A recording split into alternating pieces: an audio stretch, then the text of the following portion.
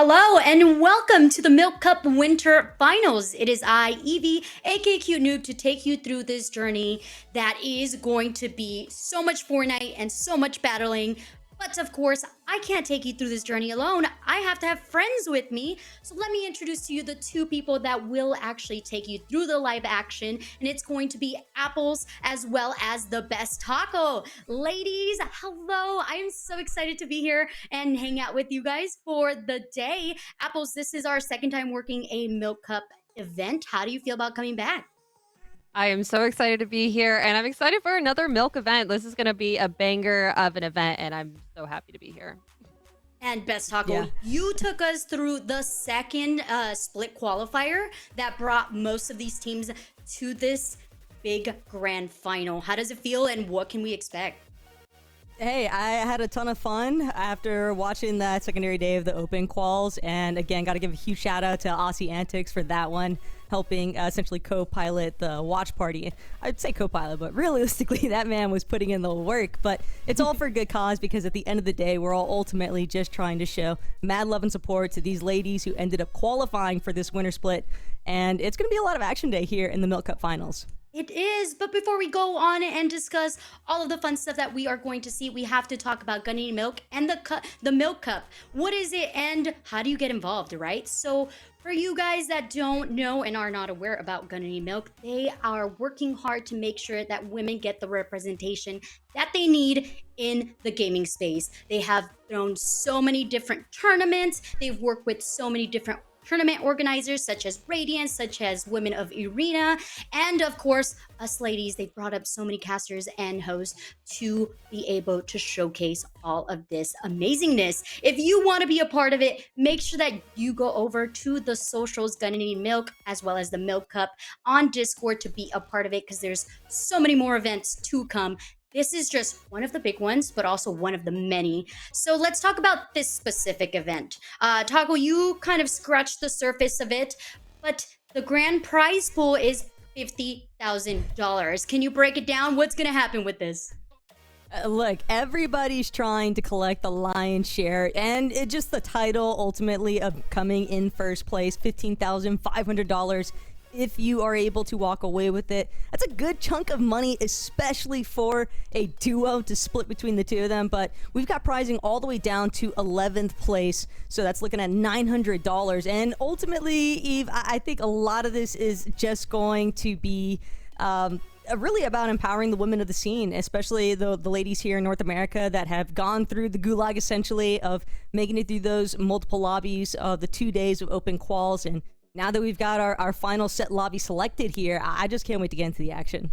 Yeah, this is an incredible amount of pricing for women, and also like just before the holiday season, just to have this kind of chunk of change in your pocket. Like if you're able to make it to first place or even in just the top 10, like that is a hefty amount of sum of money that you could just have to buy milk, V-Bucks, a lot of different things here in our Fortnite community that you can spend on here. But before you can get the money, you have to get the points to get there. So, I mean, here's a scoring breakdown. You can even see just a victory royale. So important to be placing in the top 10 placings here.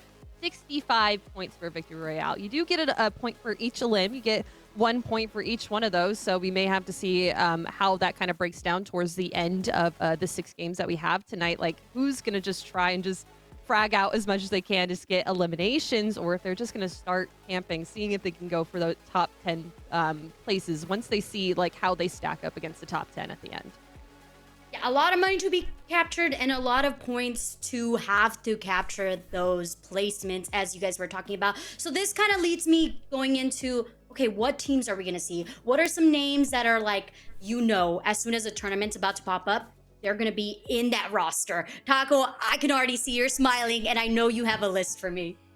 Yeah, I mean, there are a lot of awesome women competing here today, but I would be lying to the general audience if I didn't point out our top 3 even coming out of the cumulative leaderboard between those 2 sessions of the open quals. Nina and Vader, they kind of, I don't want to say blew the competition away, but they had a very, very hefty lead in comparison to where the other 49 teams ultimately stacked up. And the most impressive part about it is that it didn't necessarily bank entirely off of pure consistency. I mean, yes, they had a lot of moments, but it's just the fact that they could have such strong outright placements along with a good amount of eliminations. And considering that elims are only 1 point apiece, it's not necessarily as rewarding as you would expect it to be.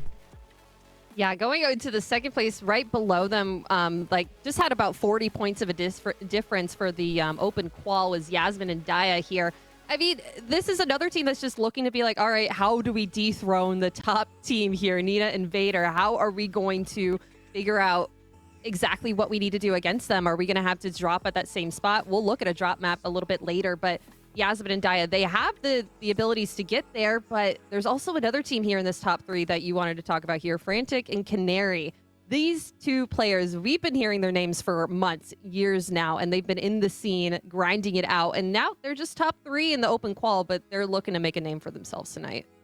Fran and Canary, I think, are 100%. They're not a team that anybody is looking at as like an underdog team by any means. I mean, they bring their own powerhouse of a duo, and I'm really excited to see what's going to happen because they're going to be uncontested, as far as I'm aware, for all 6 lobbies here today at Seaport City, and I think that's going to make a monumental difference in terms of the fact that they're going to have the ability to just take their time, essentially follow their loot path to as much of a leisure as they want to go. But the main thing that I want to keep tabs on is how they choose to handle the arrival of the train coming out of Boxcar, because you got to keep in mind, you're looking at Moxie and Rexita, who are also going to be hanging around, and that's just another duo that you can't ever really count out. I mean, there are just so many ladies that are all in the same lobby now, essentially, instead of having like that split lobby circumstance, and watching them stack up against each other in a duos competition, it just changes the overall landscape.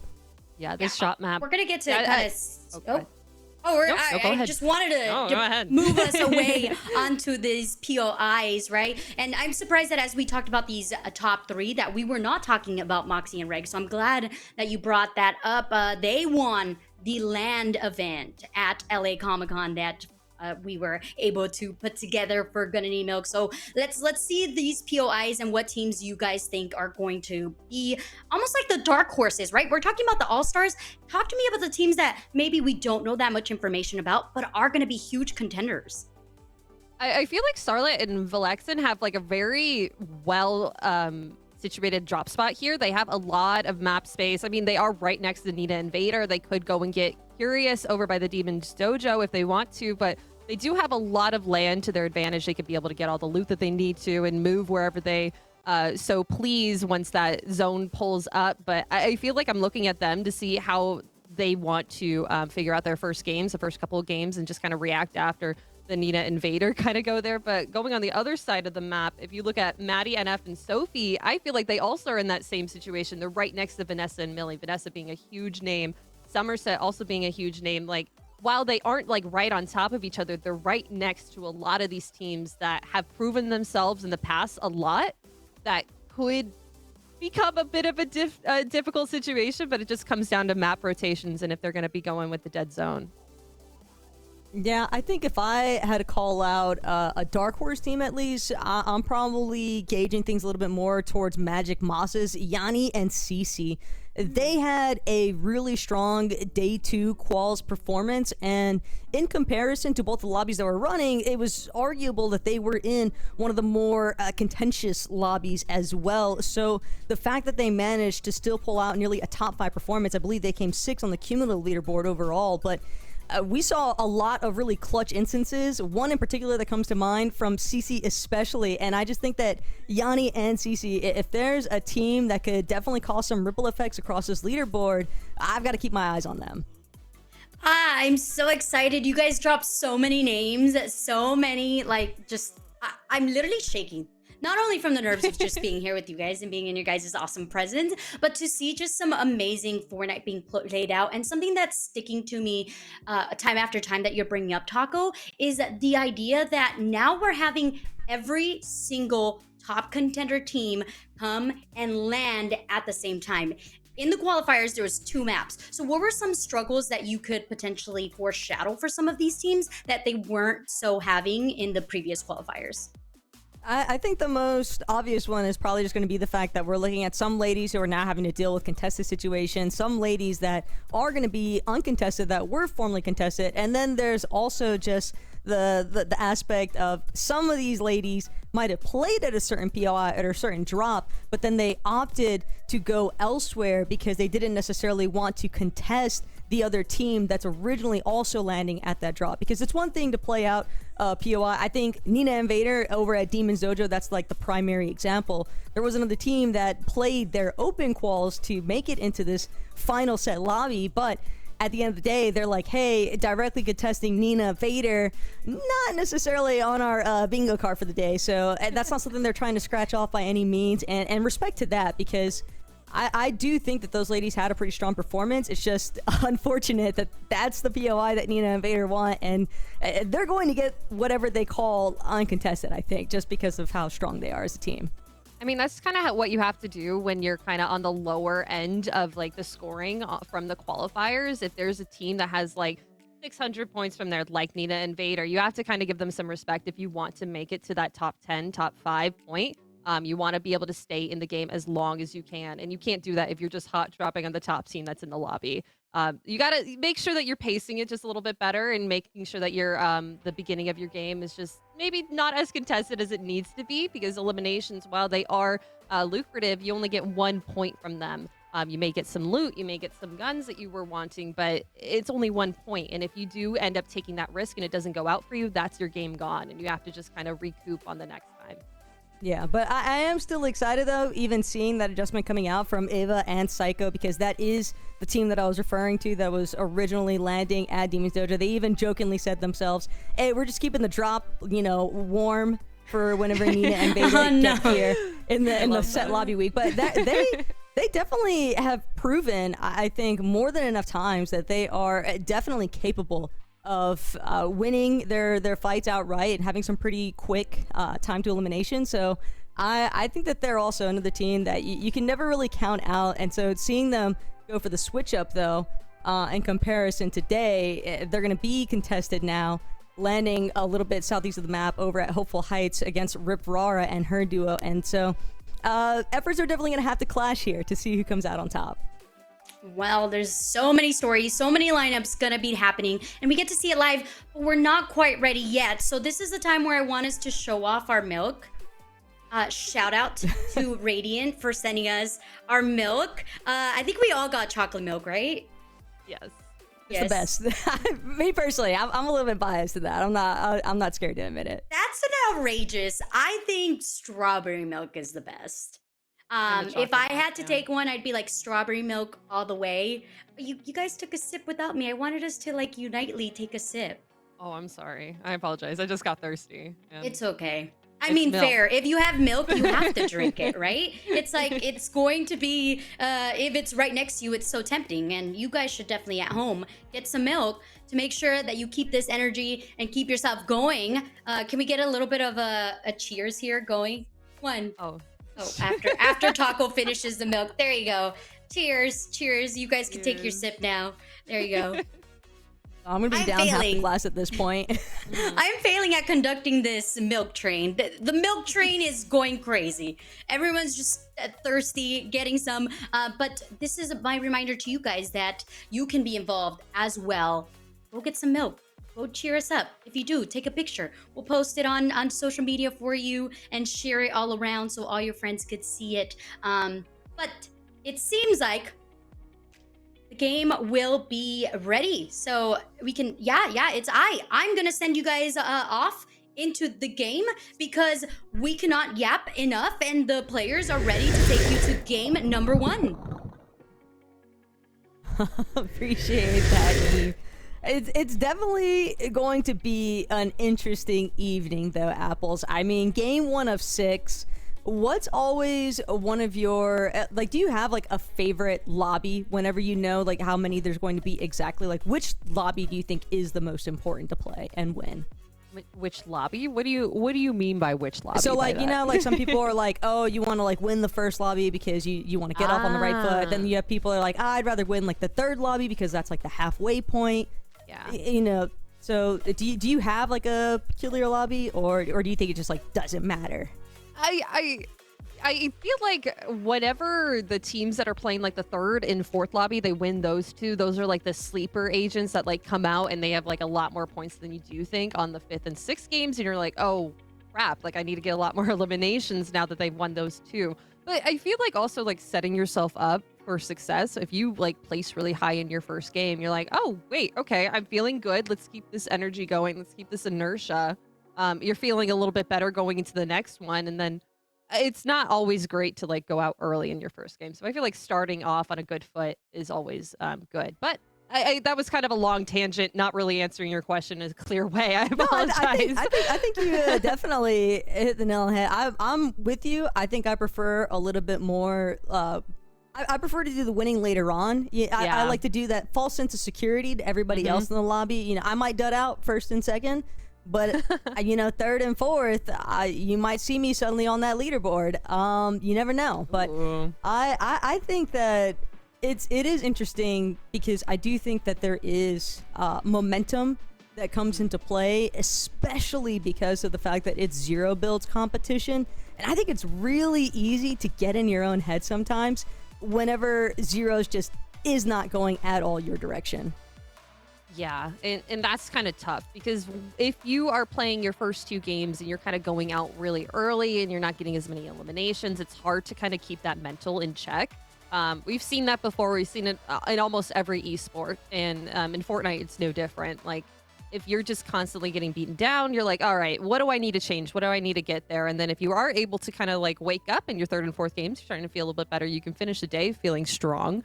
But getting off on the good part, getting off on the good foot's always there. And I feel like players do usually play on the first and second games just a little bit more strategized, a little bit slower. You feel a little bit more energized towards your fifth and sixth game because you're like, all right, it's time to get it done. It's time to get all the wins, the eliminations. Now we want to finish, and we want our prize pool. We want our 15K. Yeah, no, for sure. I think keeping in mind what's on the line with this 50K, we're gonna need Milk Winter Split Finals. Oh, yeah.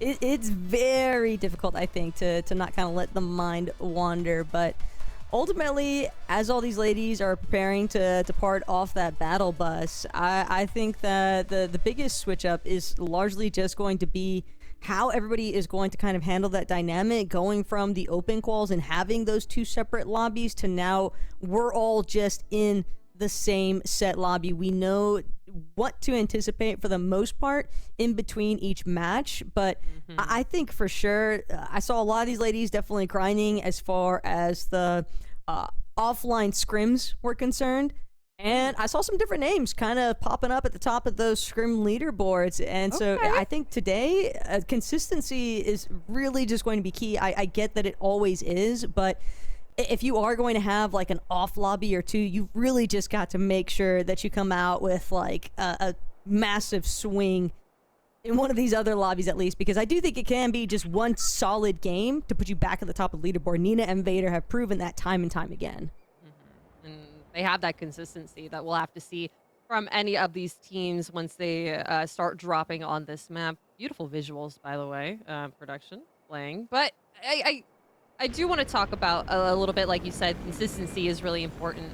I feel like this lobby, these women that are competing, they've done this before. They know what it's going on. It's business as usual, but like you said, it is now. Everyone is here in the same lobby.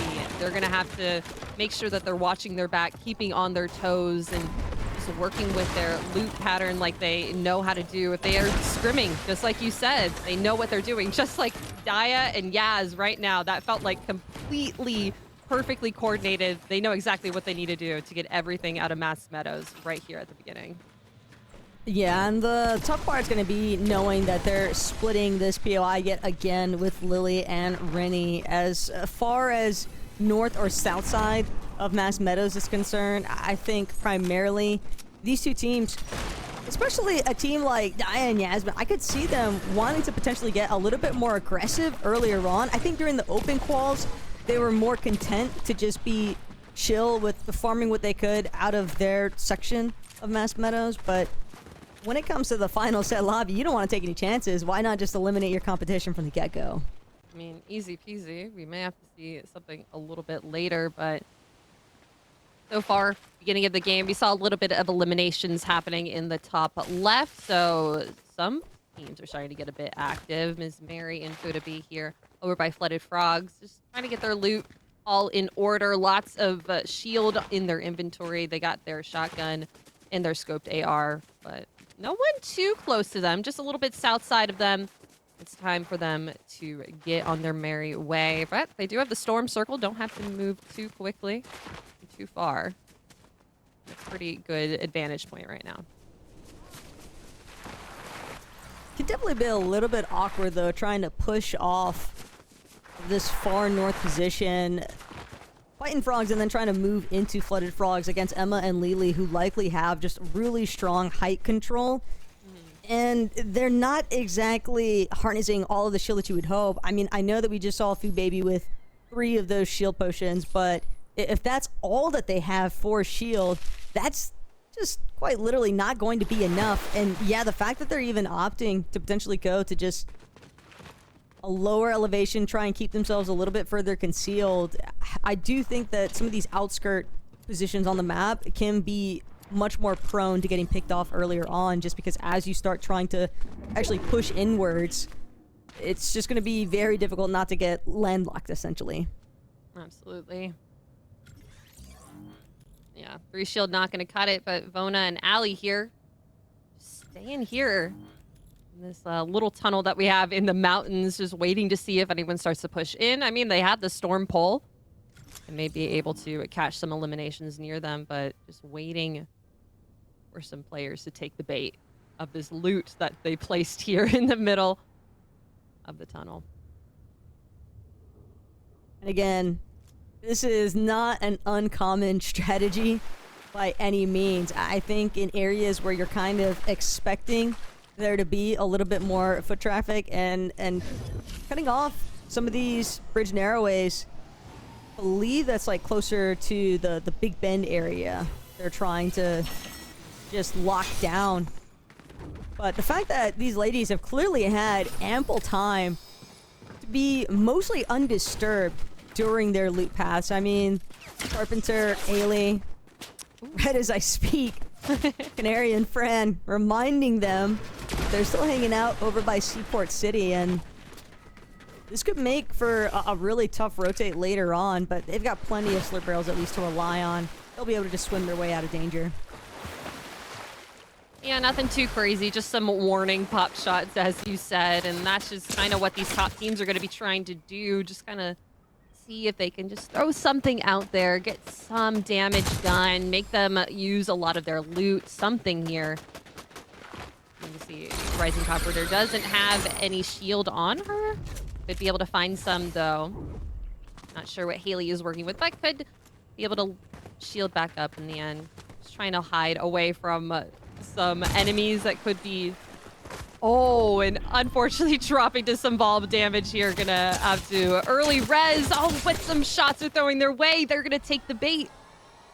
Gonna have to go behind some cover to get this res, and that's gonna be a little bit longer of something as well. They're gonna have to use their med kits and get that shield back up if they need to. That's if Bailey's even gonna have a chance to recover. Fran's already closing in. Carpenter gonna try and get away with that Void Oni mass. A little bit of coverage behind these rocks for the time being, but Frantic, Canary, they're not willing to let this one go. Tala Twisters versus the Fury Assault Rifle, but now Fran, she's closing in for the elimination. Haley still hasn't had a chance to recuperate her shields, trying to find a little bit more HP to work with off the water sprites. The bushes saving Carpenter's life for the time being, but Fran and Canary, they are all too willing to pounce. It almost seems inevitable at this point before Haley goes down. Yeah, and I don't see Frantic really stepping away from this fight. Gonna at least use a fish to grab some more shield. I mean, Holly is so low. Gonna have to get a little bit more pushed up with her teammate Canary a little bit farther back. What Looking like they're starting to back off just a little bit. Not going to go a little bit too crazy just in this early fight, but just keeping that information for themselves once they start rotating. They do have the storm pole. That threat of the third party, the only reason why Haley's going to be able to bail herself out. A little bit of indirect support from the rest of the lobby, quite uncommon. Somerset being knocked this early on, though, is surprising because during the open quals, at least, Somerset, Kelsey, they spent a lot of time hanging out by the mountain range near their POI of Warriors Watch. So to see them struggling in this current position, being forced to expend at least one of their porta bunkers. Kelsey, granted, she still has 3 more to go, but that's a big part of the reason why, because we're looking at Kay and Kiana, a team that can definitely get pretty scrappy. It's going to be very difficult to try and key against them, and sure enough, they're not looking to let Somerset live anytime soon. Knocked one more time, but this time, it's all going to come down to Kelsey, and she's just full-on disengaging, not willing to try and take the risk. She'll play for the reboot card, if anything. Yeah, that's going to be rough. They may have to camp this. I mean, third party as well, just like you said before. The threat is here. It's another team in this building that she's running up to. Kelsey is not going to find anything that she really wants here unless she's able to get these 2 eliminations done quickly. Half pot going into her, at least going to make her full 200 plus the overshield, but is she going to be able to run out of here without meeting any danger? And she does. That is quite lucky for her. Animate and Lena just must have expected that that was a duo that might have been playing a little bit more split. Still surprising that they wouldn't look for the opportunity to get a little bit more key heavy, but at the same time, I definitely respect not surrendering your position, because then you might draw attention, as you just called out. Other teams lurking nearby. We saw how close Kiana and Kay even were, but that makes things all the more complicated for Kelsey, because at this stage, now she knows that there's at least 2 other duos that she's going to have to deal with in terms of recovering Somerset's reboot card. It might even just boil down to a circumstance where she's just going to have to play out this first lobby as if she's a solo and not even try to make a move for that reboot van. Which is unfortunate, but she could still go for that placement points and just try to play a little bit more passive. But speaking of complicated, Yaz and Daya here trying to get out of the storm. Looks like Daya has already made it to the edge. Just trying to keep safe, running as quickly as they can. I'm not sure if they know of the duo to their left here, but could get into a sticky situation, as you do see that they see them as well. Gonna have to hide behind some cover. Daya getting knocked back quickly. That's unfortunate. Yaz down to 33 health, just trying to teleport out of the way, and perfectly done. But not perfectly enough, as they do get eliminated there by Rip Rara. Yeah, so Rip Rara and Danzy doing what they can to make it out of Hopeful Heights, but it's the fact that Yasmin and Daya go down so close to the Rolling Blossoms farm. I mean, that leads me to the understanding that there are a lot of ladies pushing central positions of the map a lot sooner than what we would have. I wouldn't have necessarily anticipated it based on how the open quals are going. Those lobbies were definitely much more passively paced, in my opinion, especially during these mid-game portions. But that's the difference when it comes to these final set lobbies, and you've got these ladies that are just essentially brimming with confidence, because who wouldn't be if they're qualifying here in the first place? But Rip Rara might have drawn a little bit more attention than she was hoping for. Ava and Psycho just trying to see if they can pick off a player or 2 here, but more importantly still, potentially just control the flow of this rotate. They don't want to be disturbed either. They're trying to conserve as much resources as possible. Yeah, only having half pots to heal here. Psycho, not the most wanted here. Just trying to keep an eye on their surroundings, making sure that they're rotating into safety, or at least into a place where they can control the players around them. There's a building in front of them that they could go into a little bit of safety, but still, there's so many teams here that are starting to group up, starting to get into the storm zone, starting to get ready for that end circle fight. I mean, we're only the 3rd storm circle in, but 15 seconds, it's about to get a little bit smaller for the rest of these teams, and the train rolling on by. I don't know if anyone's on it, but we'll have to see that a little bit later. If anybody was on it, I would expect it to have been Moxie and Regs just there to collect the mythic Holotuster AR that's available, but I wouldn't expect them to still be hanging around on it at this point necessarily. It could still be a nice rotational option though for some other teams depending on which direction they're actually coming from, but Manny and Hyper are very dependent on this bridge pillar right now to conceal their vision. I mean, they blend Crocs in. and her duo. Blend in pretty perfectly. Speaking of Moxie and Regs here, oh, flying up on these floating islands. They do have that mythic weapon. See if they're able to defeat this. Grab another mythic situation. I think they're the only team up here. Currently, Shogun's Arena has a tendency to draw a lot of attention very quickly. Regs just making sure to utilize movement as much as possible. Also trying to keep good tabs on making sure that they're undisturbed while they're taking down the Shogun boss. But it should only be a matter of time. It doesn't look like anyone else has decided to actually push their way up. The main thing to keep in mind now, though, is once they clear out Shogun's Arena and they have full access to Shogun's Medallion, that could be a very powerful component because the infinite sprint and the invis is what I'm really keeping tabs on, especially for somebody like Regs. Yeah, that's going to be really overpowered for them and kind of a fun mini game to have in the middle of this situation that they have. I mean, they've been doing so well so far. Only one elimination on Regs, but just haven't been too active with the rest of the lobby just yet. Only fourth storm here, and once they do make their way down with that medallion, as you said, could be able to start getting a little bit more active with that unlimited sprint. But Chloe and Noelle here in the middle of the rest of the groups here, rest of the duos that we have all the way around. There are so many teams here just waiting for a storm to start closing in, waiting for some movement to happen, and looking to see where they can throw their shots to. I think they do see a team in the distance. No shots just done yet. They're just trying to use this push to their advantage. See Vanessa and Millie on the other side in a porta-fort or porta-bunker. They do have two to their advantage, but still just using the shrub. And this is just basically OG Fortnite.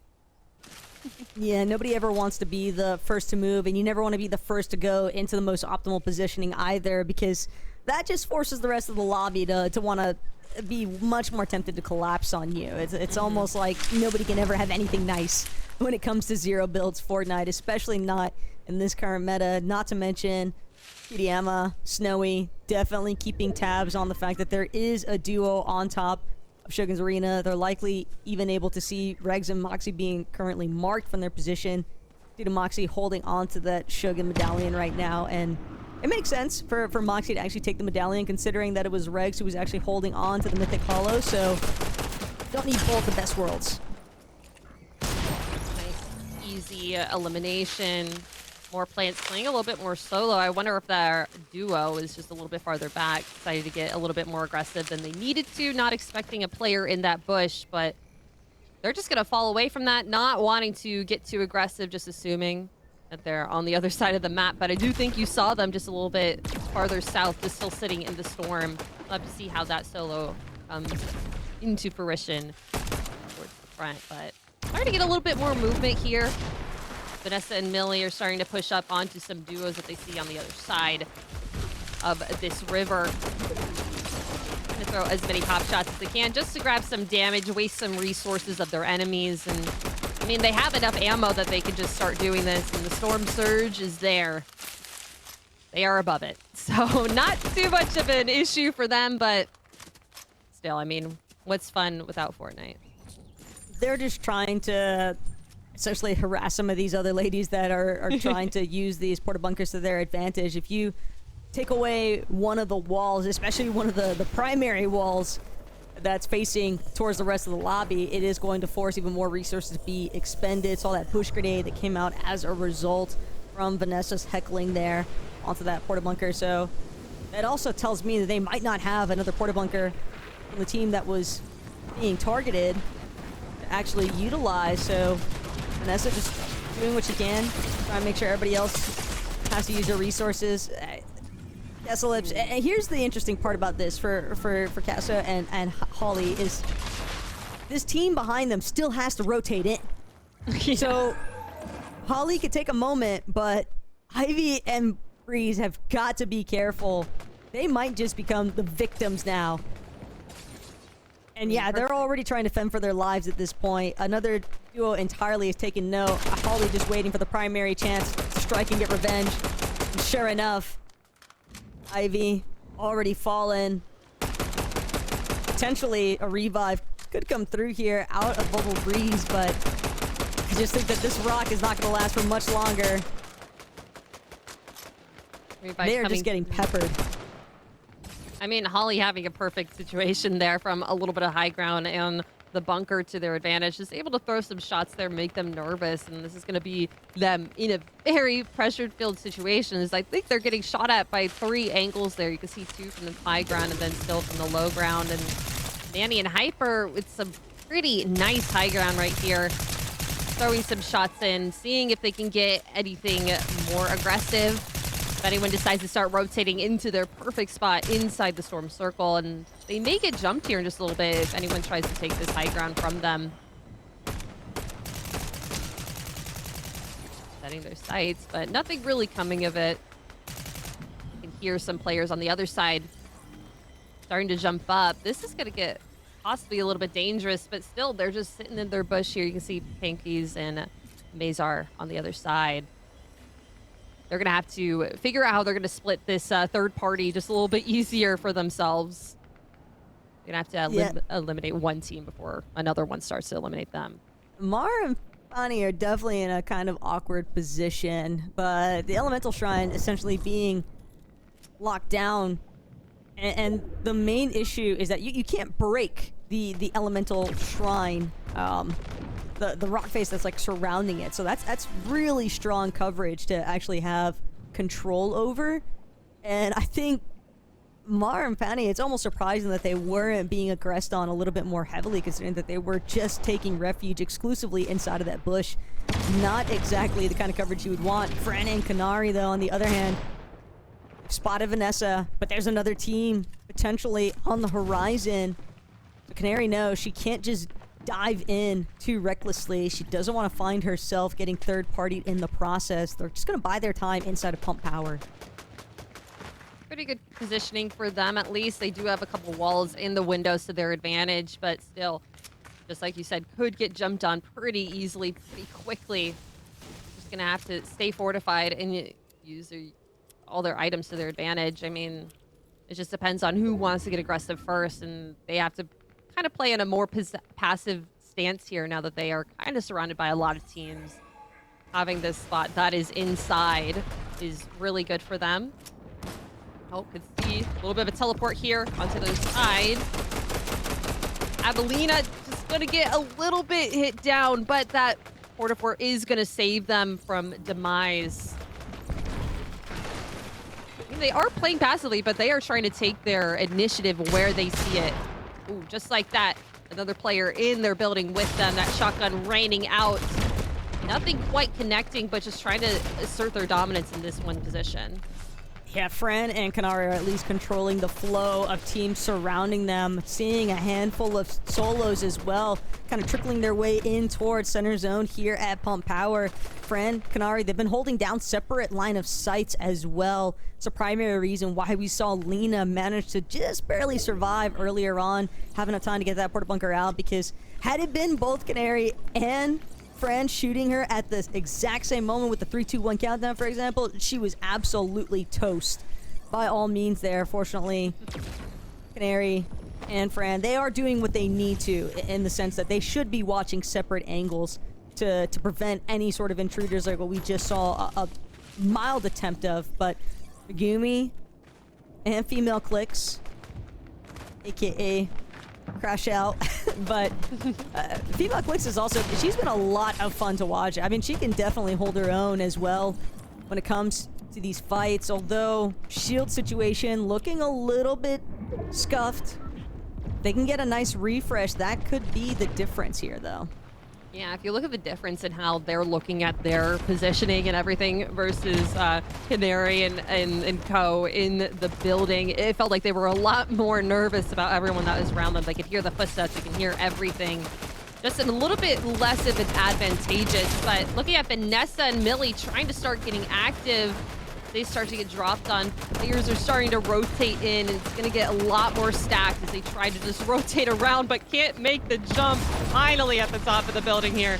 They're going to try and just throw down their bunker and make a fort here. Make it their own, as they do now have the high ground. This is perfect for them. Eliminations raining out on the feed, but nothing coming to them too quickly.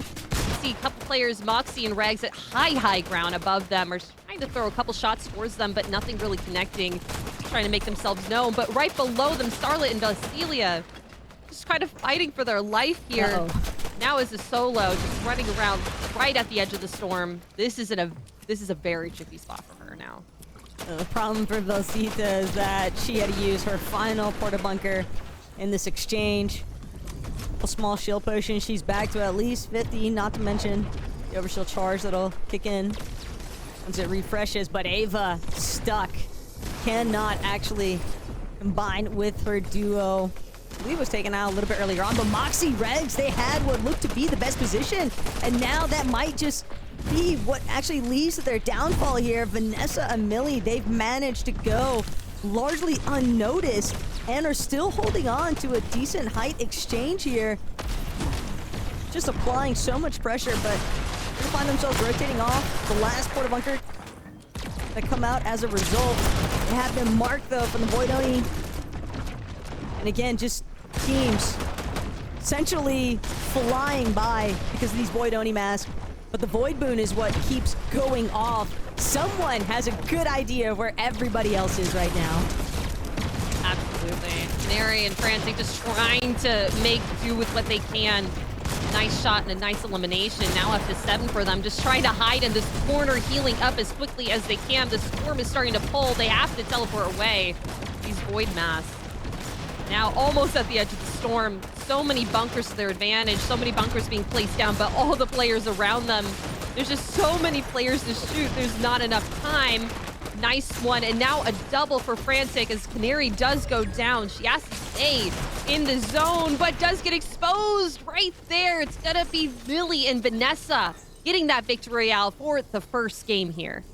Their positioning was just too prime here in the final moments over by Pump Power. It was largely just the fact that they were able to utilize the bush grenades and those porta bunkers perfectly to their advantage. I think Moxie and Regs just took all of the collapse from that lobby, just full congestion right on top of them. They were absolutely swarmed, and everybody else was just scrambling on the low ground trying to see what they could come up with.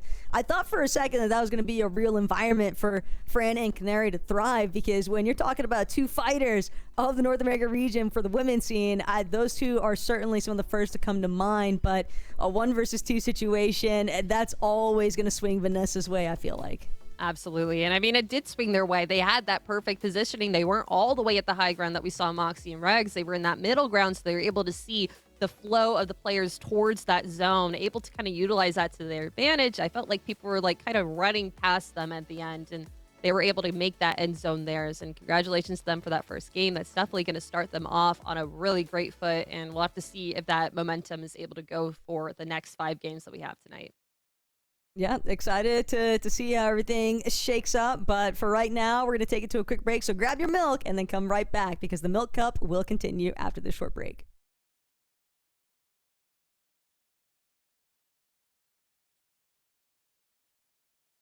Hi, my name is CC Nuggets. I'm from Team Yanni, and I've been playing for 3 years now and 2 years competitive. Hi, my name is Yanni. I'm in Team Yanni, and I've been playing Fortnite for 4 years and competitive for 2 years.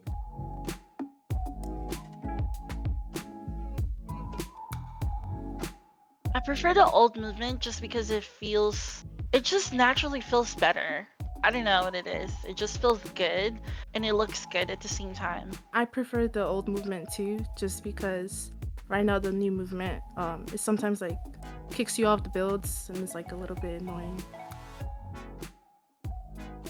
I actually prefer the new chapter of Fortnite because I'm not really an OG person, so I don't really know how to compare it to that. And I do like the modern Fortnite, so I preferred the OG season. I mean, because I missed the old memories, and I feel like everybody was like more like newbie. Like the game was more fun, and like I miss being like with my friends and stuff every day grinding. ooh, I prefer the water sprite. We call them buddies. They're our buddies. Yeah, I like the water sprite. Cute. Plus, it heals you up, so Yeah. Mm, I like both. You can't go wrong with both. I like strawberry milk better. I'm not gonna lie, this is really hard. Yeah, I that's think I'll hard. quit. I'll quit and then take the lottery money. Yeah, as hard as it is to choose over Fortnite to 20 million. Is it really that hard? Choose over 20 million? I think I'd quit. I have 5 cats. Nancy, Coco, Miri, Miri Meow, and then Ginger. I also have dogs. I have 3 dogs, but Those are That's the not- funniest names. oh yeah, it's kind of hectic sometimes, but I love them, so. Yeah, I have a dog. Her name is Nugget, and that's how I got my name. I combined my name and my dog's name. Oh my gosh, that's hard, but I'll choose Olivia Rodrigo because I love her. I like a lot of her songs, but recently, my all-time favorite song from her would probably be, I was gonna say Vampire. I haven't listened to Olivia, I'm sorry, but I think I'm just gonna go with Taylor Swift. Just because I haven't listened to Olivia. I think Elf. Just because that movie's just funny and like brings memories. When did it come out? Like years ago, no? I really do like Home Alone a lot. Mostly like it has a lot of sequel in it.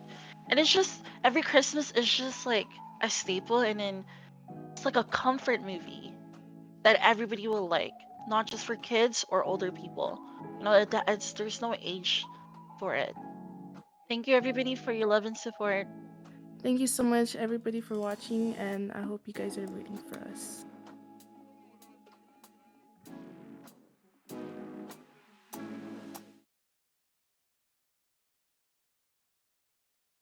Welcome back to the Milk Cup Winter Finals.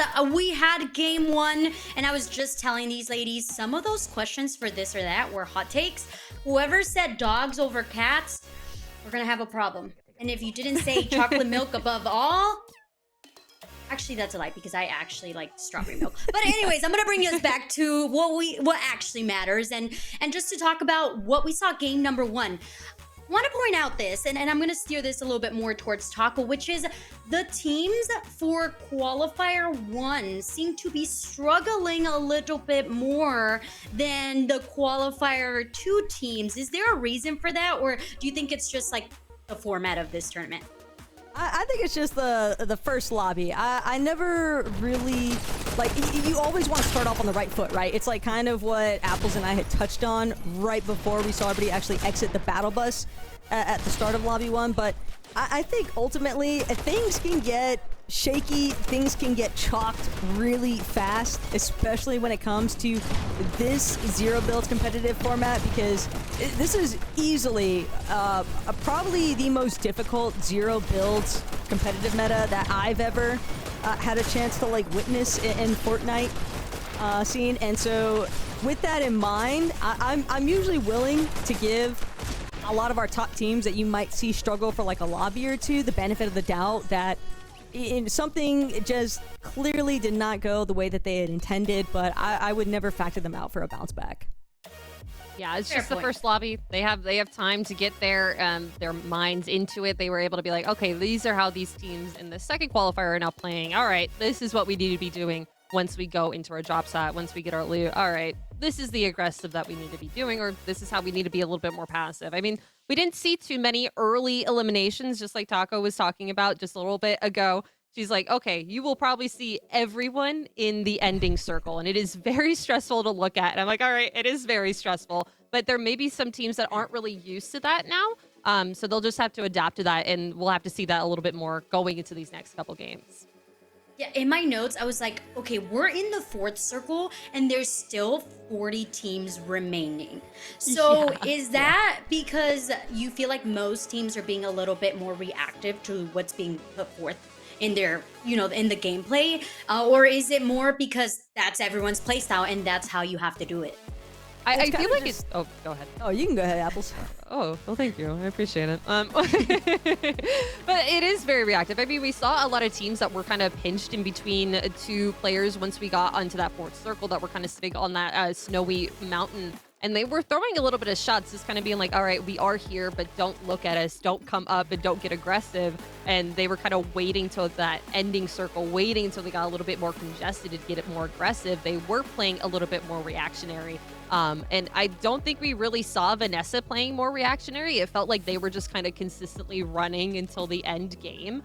We saw them getting a little bit more aggressive towards the beginning, which is like, all right, that's good. You're starting on a good foot. You have that elimination underneath you. You have 2 guaranteed points. Let's see if we can get any more placement points after that.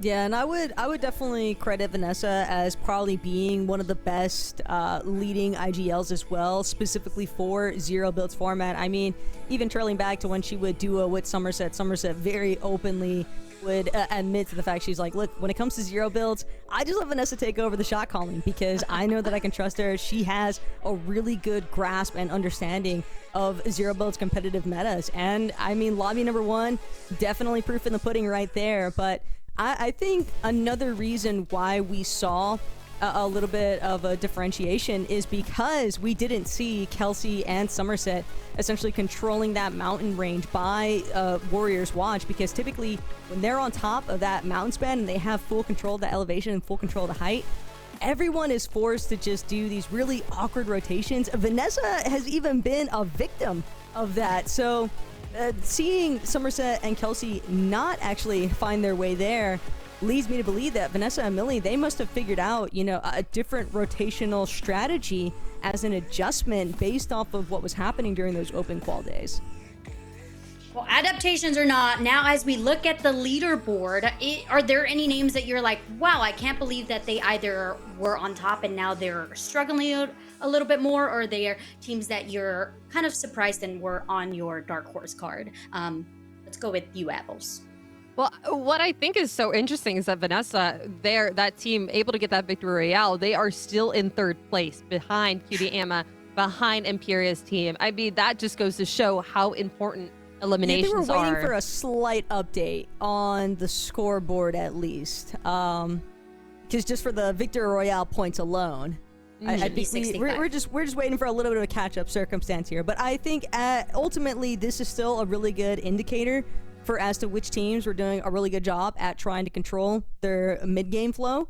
And I don't think that there are any immediate surprises outside of the fact, I didn't see Nina and Vader up on that No. leaderboard. And again, you have to keep in mind, though, even during the open quals, Nina and Vader, they were a team where it was either a hit or a miss. But it felt like there was not really a whole lot of gray area in between for them. But with only 5 more lobbies left to work with, I definitely want to see them, kind of find their flow that we're essentially so familiar to seeing them have.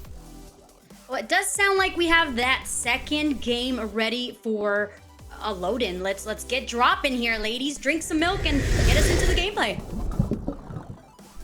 Will do, Eve. Thank you so much. And yeah, Apples, I think keeping in mind like some of the leaderboard catch-up stuff after the fact, though, I did really like your shout on the fact that the teams are seemingly much more reactive, just based off of this first lobby. And I think heading into lobby number 2 as well, formats like this where you have like the set lobby especially gives a really good opportunity to kind of challenge and really limit test how adaptive some of these ladies can really be.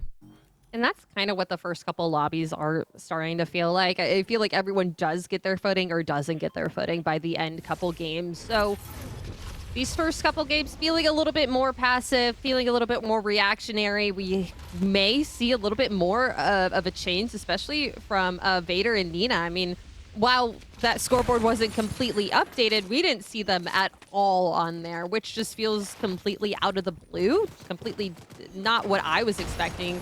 I don't know if you were expecting that, but I was not, from them being such a top team. But just like you said, they are either on or they're off. So maybe we'll see them get a little bit more aggressive this game, playing a little bit more differently. Vanessa, that team, they were able to make it to that end game by not really exposing them so much. They were kind of coming out of the woodwork and getting those eliminations that were needed to win. Moxie and Regs, I feel like we have to see a little bit more from them as well. Yeah, Moxie and Regs, I think they're just at a relatively tough drop, because even though they get one of the best items for Zero builds, being that Mythic Hollow assault rifle, I think at the end of the day, they're still having to deal with so much traffic surrounding them.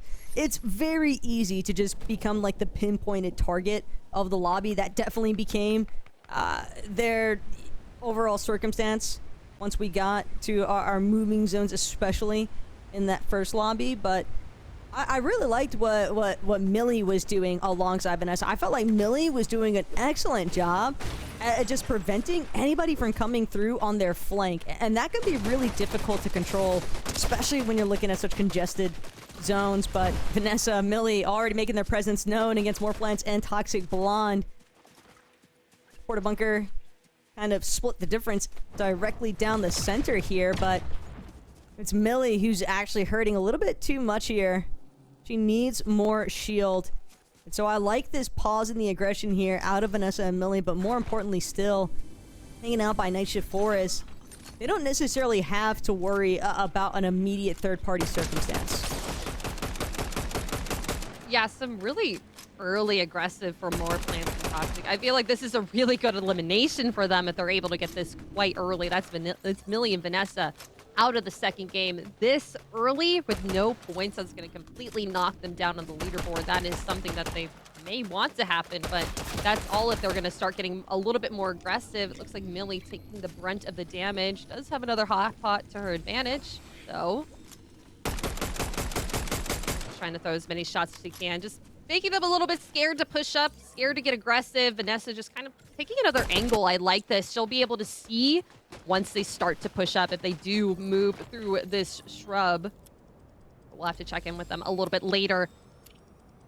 That could be a sticky situation for Nessa. It's just the trees getting shot out towards the end of that dispute. Yeah. Makes me fairly concerned for Toxic Blonde and Morphlands in that situation. Bro, though, K-More is Lila doing an excellent job. They've already got one knock. And K-More, she's going to seal the deal for the full double elimination here onto Pi over by Foxy Floodgate. So, POI control on lock. I would expect nothing less here, all right? K-More is, as she's been popping off lately, especially, I think what I've largely noticed is a lot of confidence that K-More's really walked away from the Milk Cup LAN event with. And I think that that's a big part of the reason why I get so excited to see the ladies competing in these kinds of events, because I do think that when you're seeing that level of elevated encouragement, women being more interested in trying to get involved with like the competitive scene as a whole, going out of their way to, you know, put on their own scrims, money out of their own pockets essentially to try and throw up their own prize pools as well. Like, it's awesome when you see the results. And I think K-Mores and Lila are for sure a couple of ladies who have just been trying to make leaps and bounds since then. Yeah, that Milk Cup event was incredible to watch. I was watching it from across the country because fortunately could not go to San Diego, but it was amazing. Like the largest female LAN event I think ever happening, which was just incredible records being broken by the Milk Cup. You could see a little bit of a flash of the leaderboard pop up there. I do think that did say that Vanessa and Co are on the top of it. So we were a little bit confused a bit earlier, but they are still sticking at the top. Stony and Hannah there, though they are in a little bit of an interesting spot here. There are a couple teams that they could hear from the sides. It looks like Daya on the other end starting to get into a little bit of a fight. That's going to be a knockdown with Yaz. Now just trying to look for this other player. Midnight Noel going down, and now just trying to find the full elimination of the duo as Blasi trying to escape with her life here. Worth just playing as a solo if you can just get a couple points, but Daya is not the kind of player to kind of let them get away with this. They do have the high ground. Could just be able to just sit here fortify themselves, wait for some other eliminations to come their way. Yeah, Daya knows it's not necessarily worth the chase to get that second elimination onto Zay. She made it to the safety of the bridge, but then again, when you think about the fact that K-Mors and Lila are still hanging around Foxy Floodgate, high likelihoods that Zay is just going to find herself, you know, jumping from the frying pan straight into the fire, potentially, if she's not careful. So have to keep eyes on that. Would be a tough couple of opening lobbies, though, for sure, for Zay and Midnight. They just keep seemingly getting cut off no matter which direction they try to rotate out of. It's part of the difficulties, though, that are entailed with dropping in some of these mid-map positions. But Daya and Yasmin, one thing's for sure, they definitely took notes of just how powerful elevation can be, and they're looking to lurk on this hill span outside of Foxy Floodgate for as long as possible. Even just going to go back towards the very peak, but I'm seeing a lot of conservative play surrounding these Void Oni masks. When you only have 15 charges to work with, you want to make sure that you're not forfeiting them in silly rotational manners, and this is a very familiar sight now. Somerset Kelsey finally looking to try and take over the mountain range, and this is part of the reason why we see Yaz and Daya not willing to rotate out just yet. They know that they've got to keep an eye out for Kelsey and Somerset. This is a very familiar play from these two. Yeah, this is a very, I feel like, advantageous positioning for them. They know where Daya and Yaz are, saw their shots raining out. They're just able to keep a watchful eye on them, waiting for them. And you can also see there's another team on the other side. It's like they're starting to want to get active towards this house. Hannah and Stony on the other end here. The train starts falling away, but doesn't look like anyone's on it. This could get a little bit sticky here. Somerset finding one, and now a double. Two players in this house. Kelsey is the one to get down. Shots just trying to get rained down. Somerset not going to be able to escape through the window this time. Half down on Hannah. Does get knocked. Just has to find the other player. Stony now at half health. Wow. This window, and that's going to be the elimination. Incredible work from Somerset. It's the help, though, from the hillside. And that might just be Daya and Yasmin through the window. Again, not intentionally trying to help out Somerset by any means, but it's the fact that Kelsey has already been fully eliminated. Somerset, sure, she's able to recover that reboot card, but now she has to even try and bail out of this position and head towards a reboot ban in the first place. Void Oni Mask definitely going to help out with that. I like Somerset's initial approach as well. She's someone that grinds. She knows just how dangerous these buildings can be. You always check the rooftops first. There's always somebody lurking in the attic, and unfortunately for Kelsey, she just got cut off trying to make that approach from the stairs. Still, it is definitely a salvageable situation currently for Somerset. Yeah, it's still early in that storm count that she could probably find a location where she can get that reboot and not have too many eyes look at her, but we'll have to see in a little bit. But Mar and Polar here on the edge of the storm. I think they may know of the team that's over here on this port. Just trying to stake out this location. Keeping this high ground is really advantageous for them as well. But there's another team as well to their left.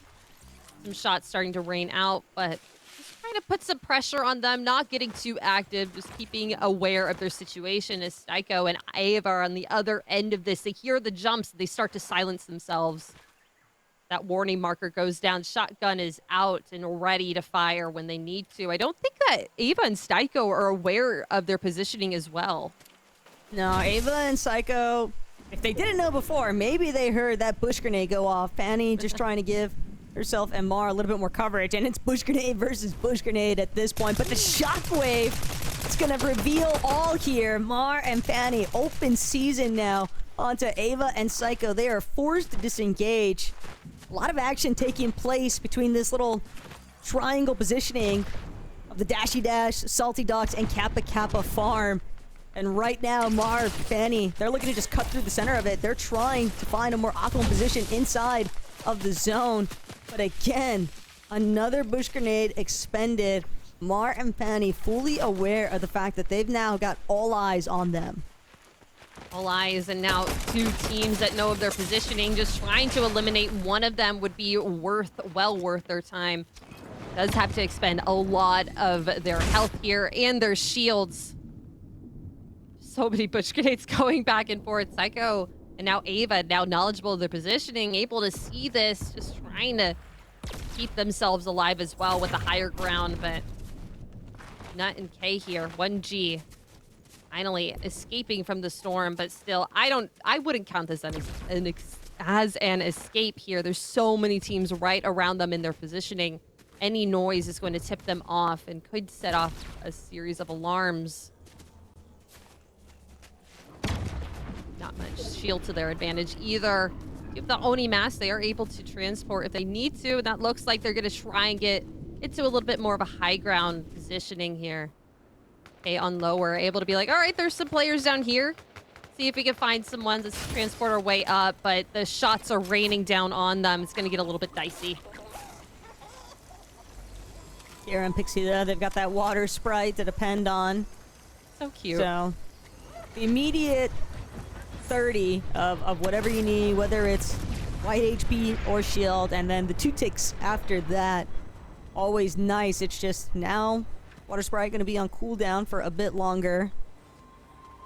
And Kiera, Pixie, they definitely know that they've got Kay and not hanging out behind them, but the Elemental Shrine, again, just the fact that this is indestructible natural terrain, it is a good position to try and hold. The problem, they're eventually going to have to rotate off of this point of elevation, and they know that there are too many teams that are already inside of zone that are aware of the fact that they need a way in.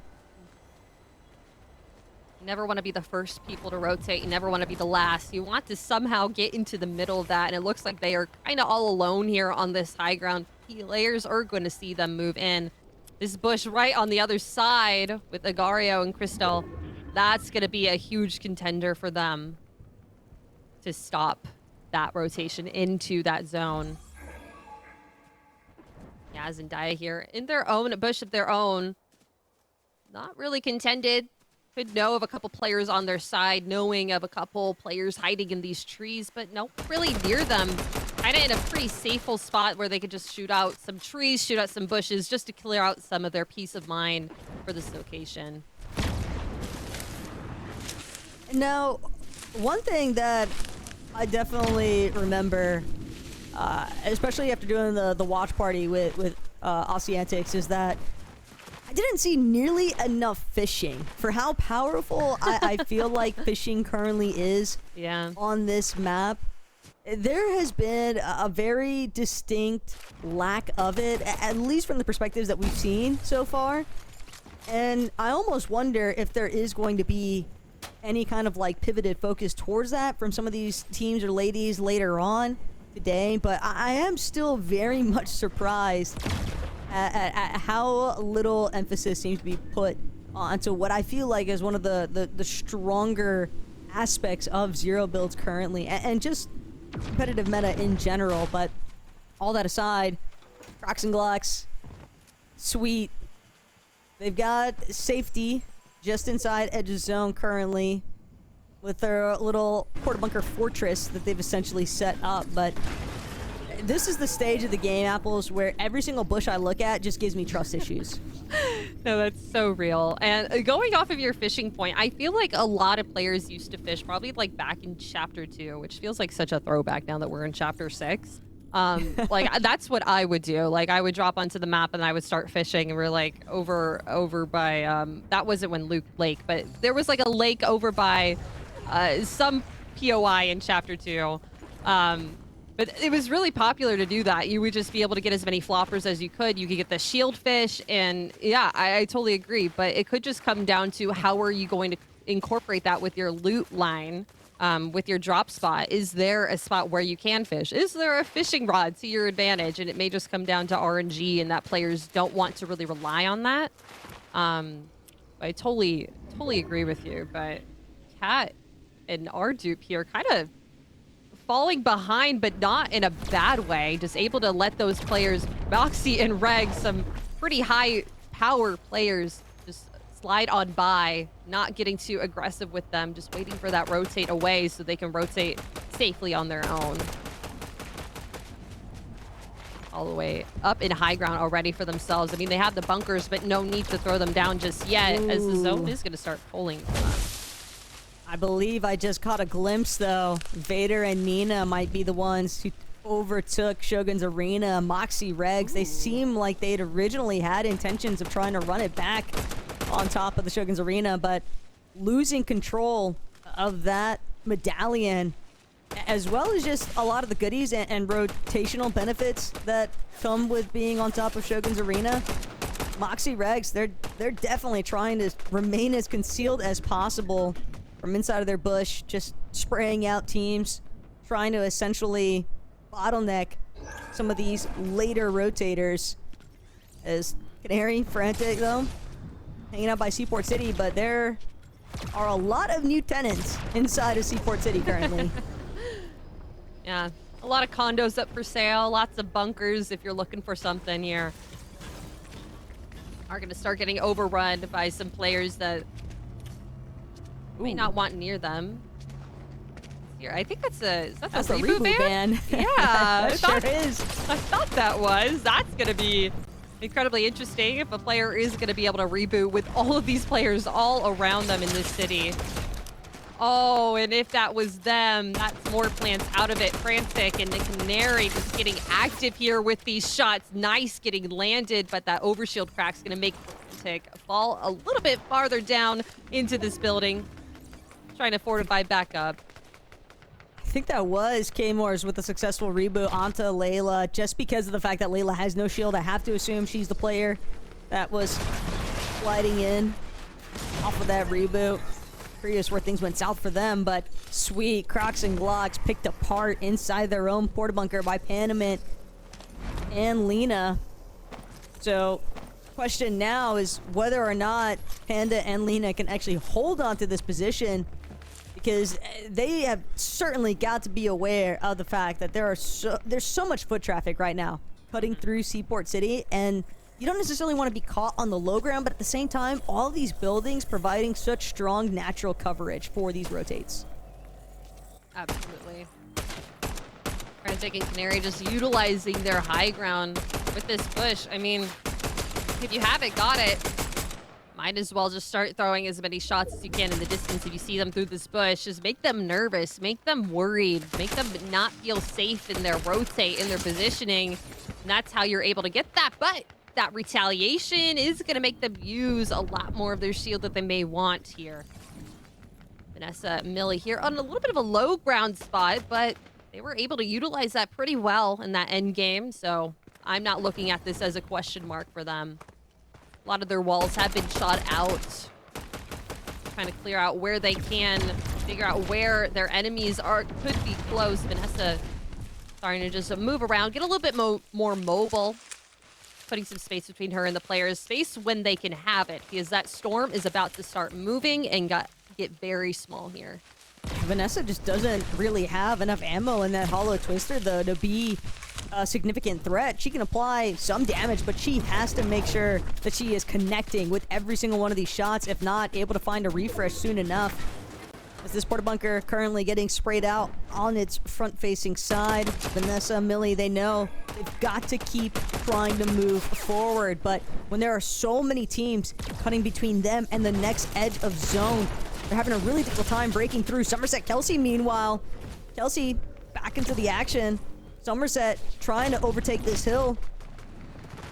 She might have overshot just a little bit further than she was hoping for off that Void Oni. Porta bunker comes out. Female Clicks is going to get the better end of this exchange, and now it's all down to Kelsey and potentially a Typhoon Blade to try and cut the difference. But Somerset, she's been fully eliminated. Kelsey is now going to have to operate as a solo. Yeah, in the middle of kind of sticky situation. You can see Julia just on the other side of this portal wall, getting into another fight of her own.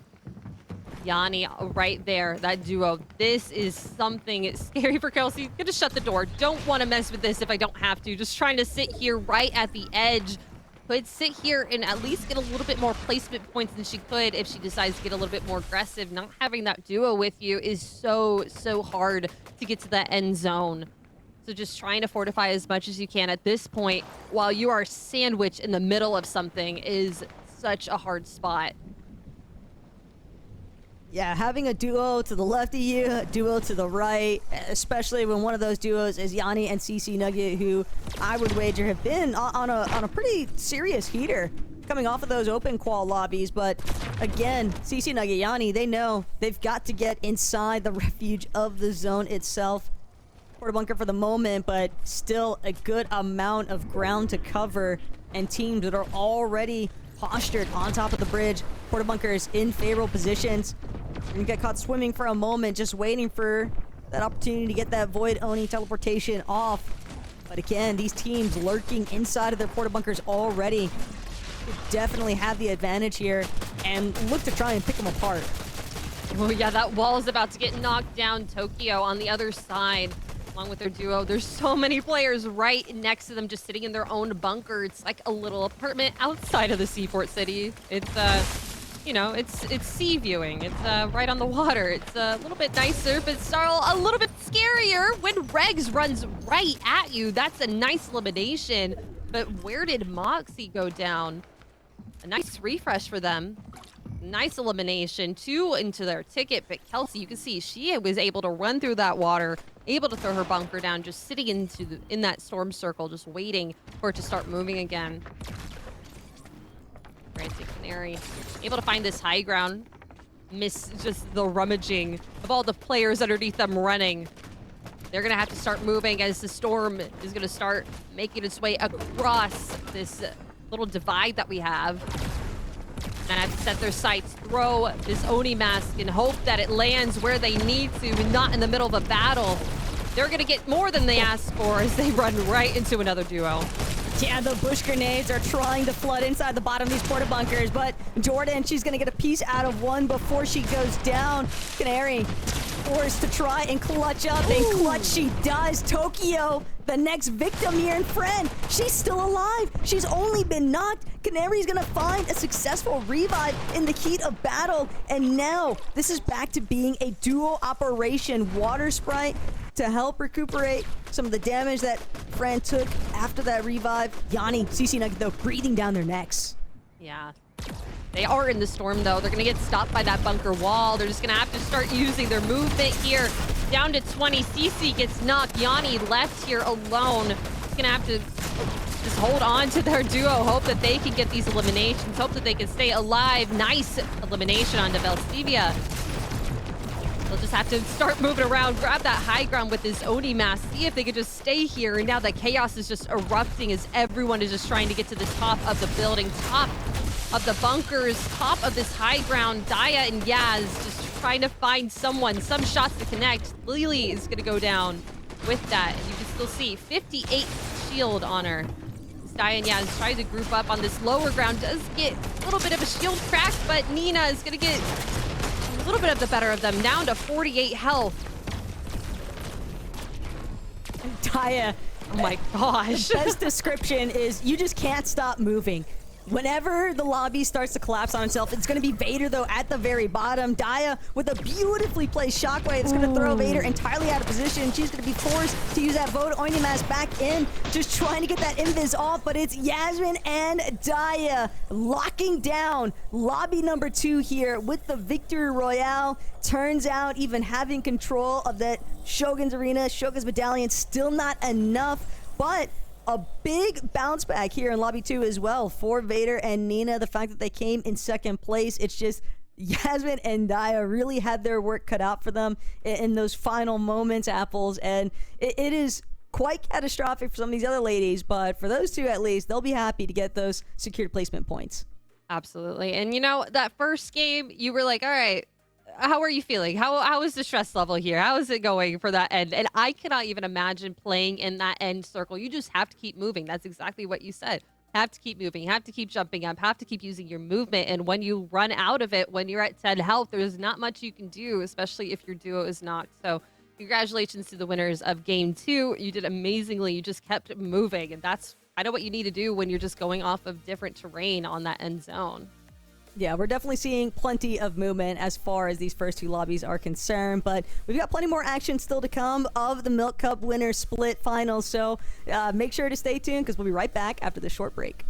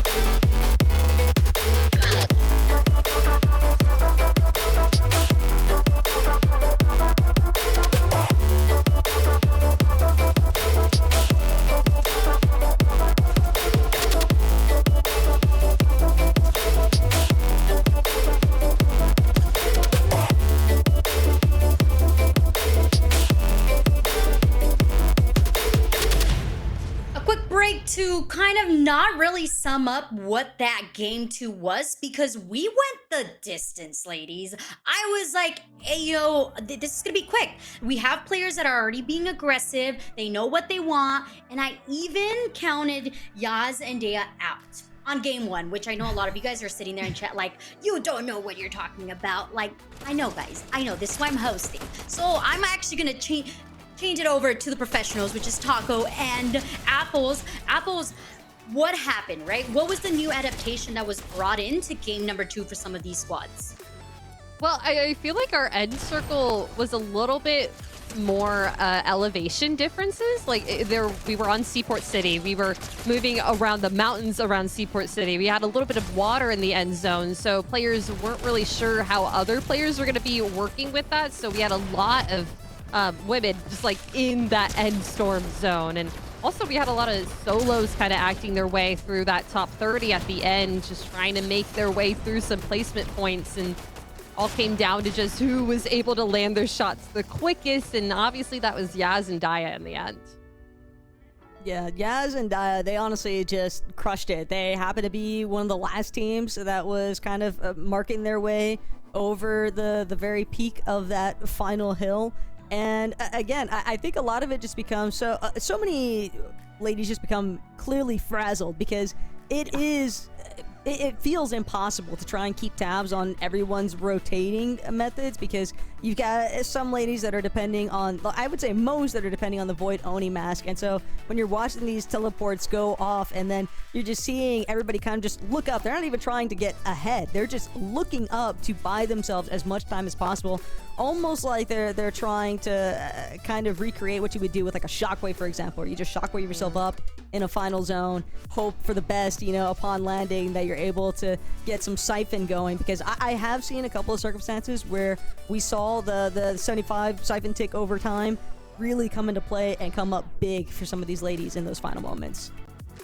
And with that, Taco, you're talking about, all right, we're waiting on the perfect timing that we want, right? Most of these teams, they want a perfect rotation. They know exactly the spots that they want to hit on the map.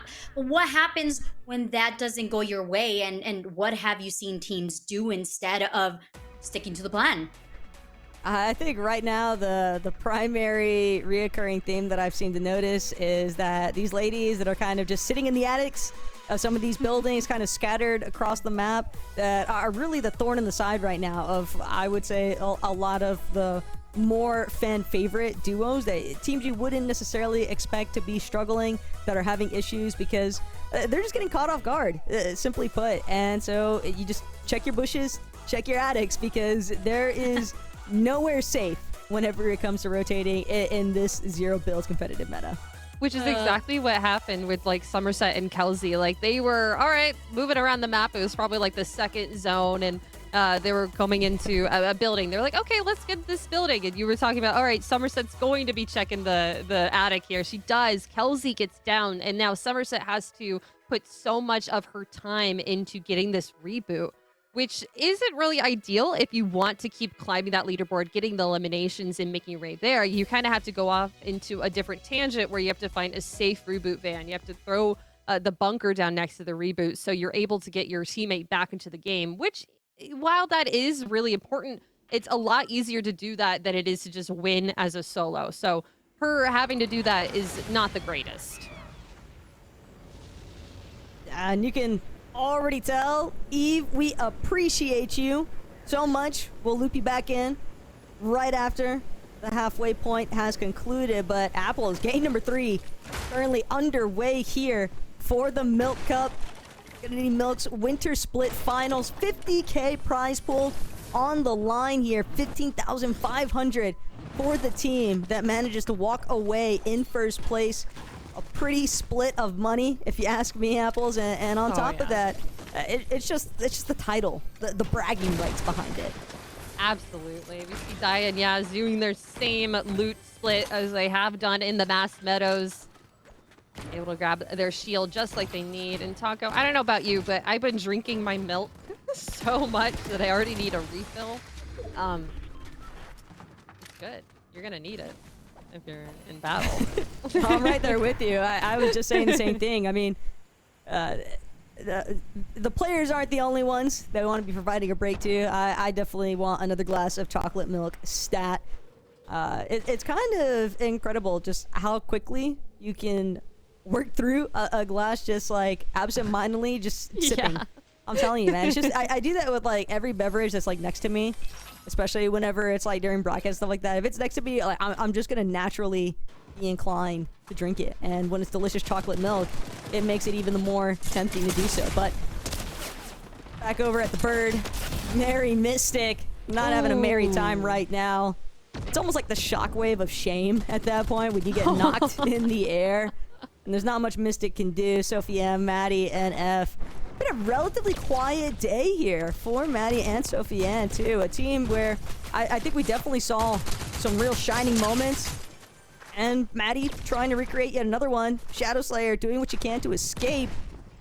But it might not be enough. Maddie, Sophie Ann, they seem intent on finding the second elimination.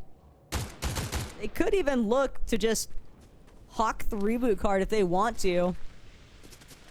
They definitely can. I mean, that's worth it for them. Able to make another player play as a solo. Definitely not what you want. And another elimination is all worth it.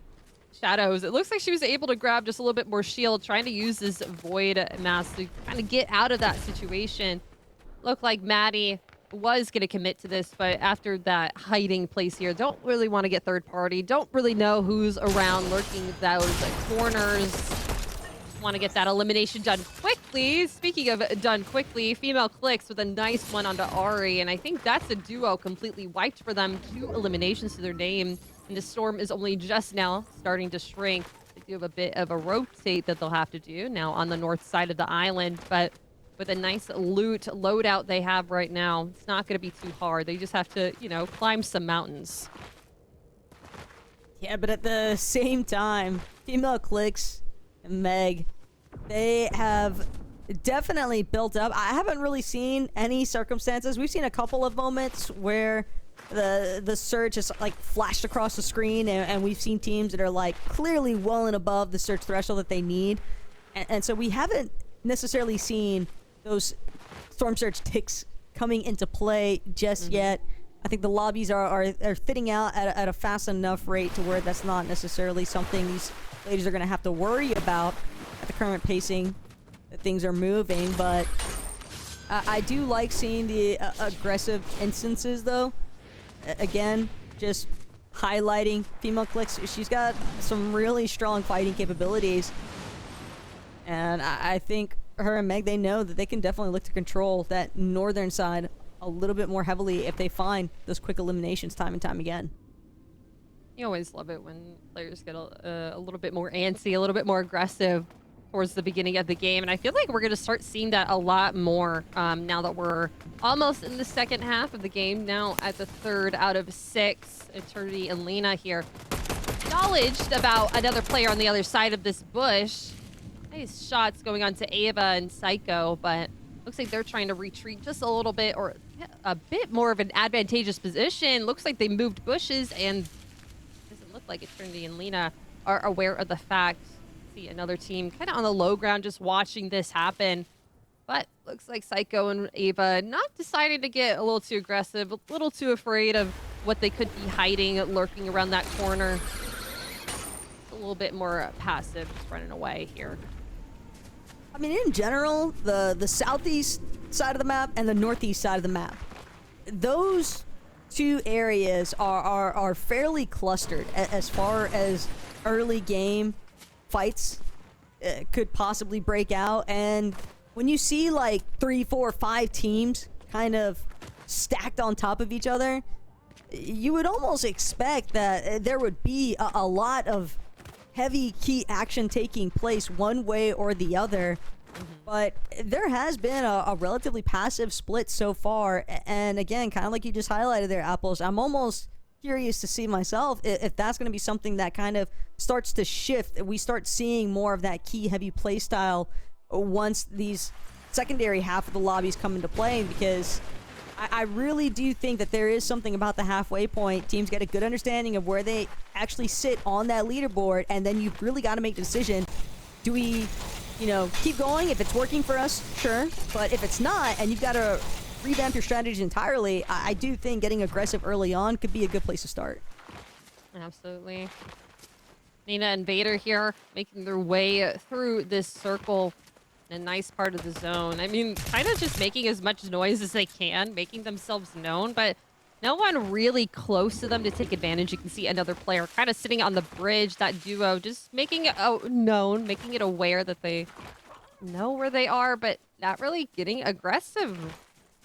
Still 86 players left in the lobby, 44 duos left to speak about, and it looks like they're going to be taking a nice seat on this monument. I mean, like you said, time and time again, it is indestructible. And no, they're just going to run straight by it. Nina and Vader actually don't need that. They're better. Yeah, they're cutting a really fast path, and I think that it's because they want to try and set up for where Shogun's Arena could possibly surface. Sometimes you can get an idea of where the arena is going to spawn in just based on which direction the zones are pooling. So I think that they're just trying to ensure that they are in a position where they can make that journey faster than everybody else if it comes down to it, because they know already Moxie, Regs, a really strong duo to kind of go toe-to-toe with. And if you can avoid that fight by just beating them to the top of that Shogun's Arena outright, it's going to save yourself a world of trouble later on. But Bonnie, Mar, caught in the mix currently. They can't necessarily over-peak onto Riprara and Donzi. They don't want to find themselves essentially throttled by a third party. Yeah, they're kind of in a really interesting spot. I don't know if they know of Eternity and Mira right behind them. Excuse me, but that could change into such an interesting situation once that new storm zone starts pulling in. I mean, they're right on the edge of it. All three of those duos could start speaking and doing something crazy, but doing something not crazy, like you've highlighted time and time again, Somerset and Kelsey here, making it their own spot at the top of these mountains. No one really even on their mini-map. They are kind of alone over here by Warriors as the train starts to move on by, but still, they have a nice fortified high ground. I mean, the storm could pull in this direction if they're lucky. Could be able to get them some spots, some pop shots, but kind of sitting in a nice spot here. Not full on shield on either of them, but no half pots at their disposal. Trying to see if anyone else could be taking this monument, which is kind of an interesting look out for them. They could see another team in this bush that they're starting to throw a couple shots off. See if they could get maybe something above that damage threshold for this storm surge that could be happening here in just a couple seconds.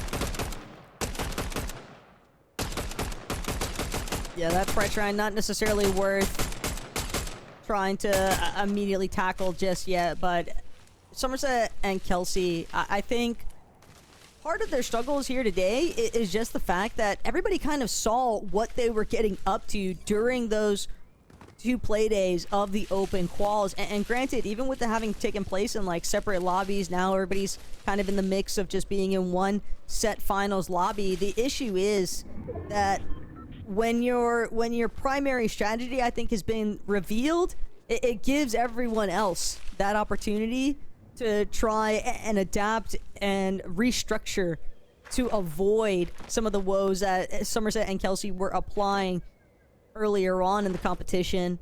And now it's going to come down to them, I think, needing to figure out a little bit of a re-strategization. And it's not going to be easy by any means, especially to come up with on the fly.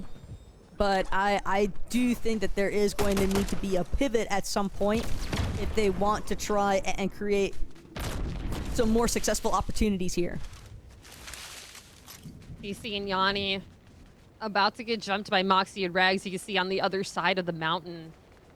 Not in the most good spot for themselves. I mean, they do have a bush to their disposal, but they have the high ground against them. Moxie and Rags just looking down, knowledge about their positioning and trying to see all the other players that are around them. Down to 53. Some nice shots lasered onto Rags. Gonna have to utilize one of their bunkers here, throw down one of their shields. You can see right on the other side of this wall, another player right next to them as I think they masked up to them.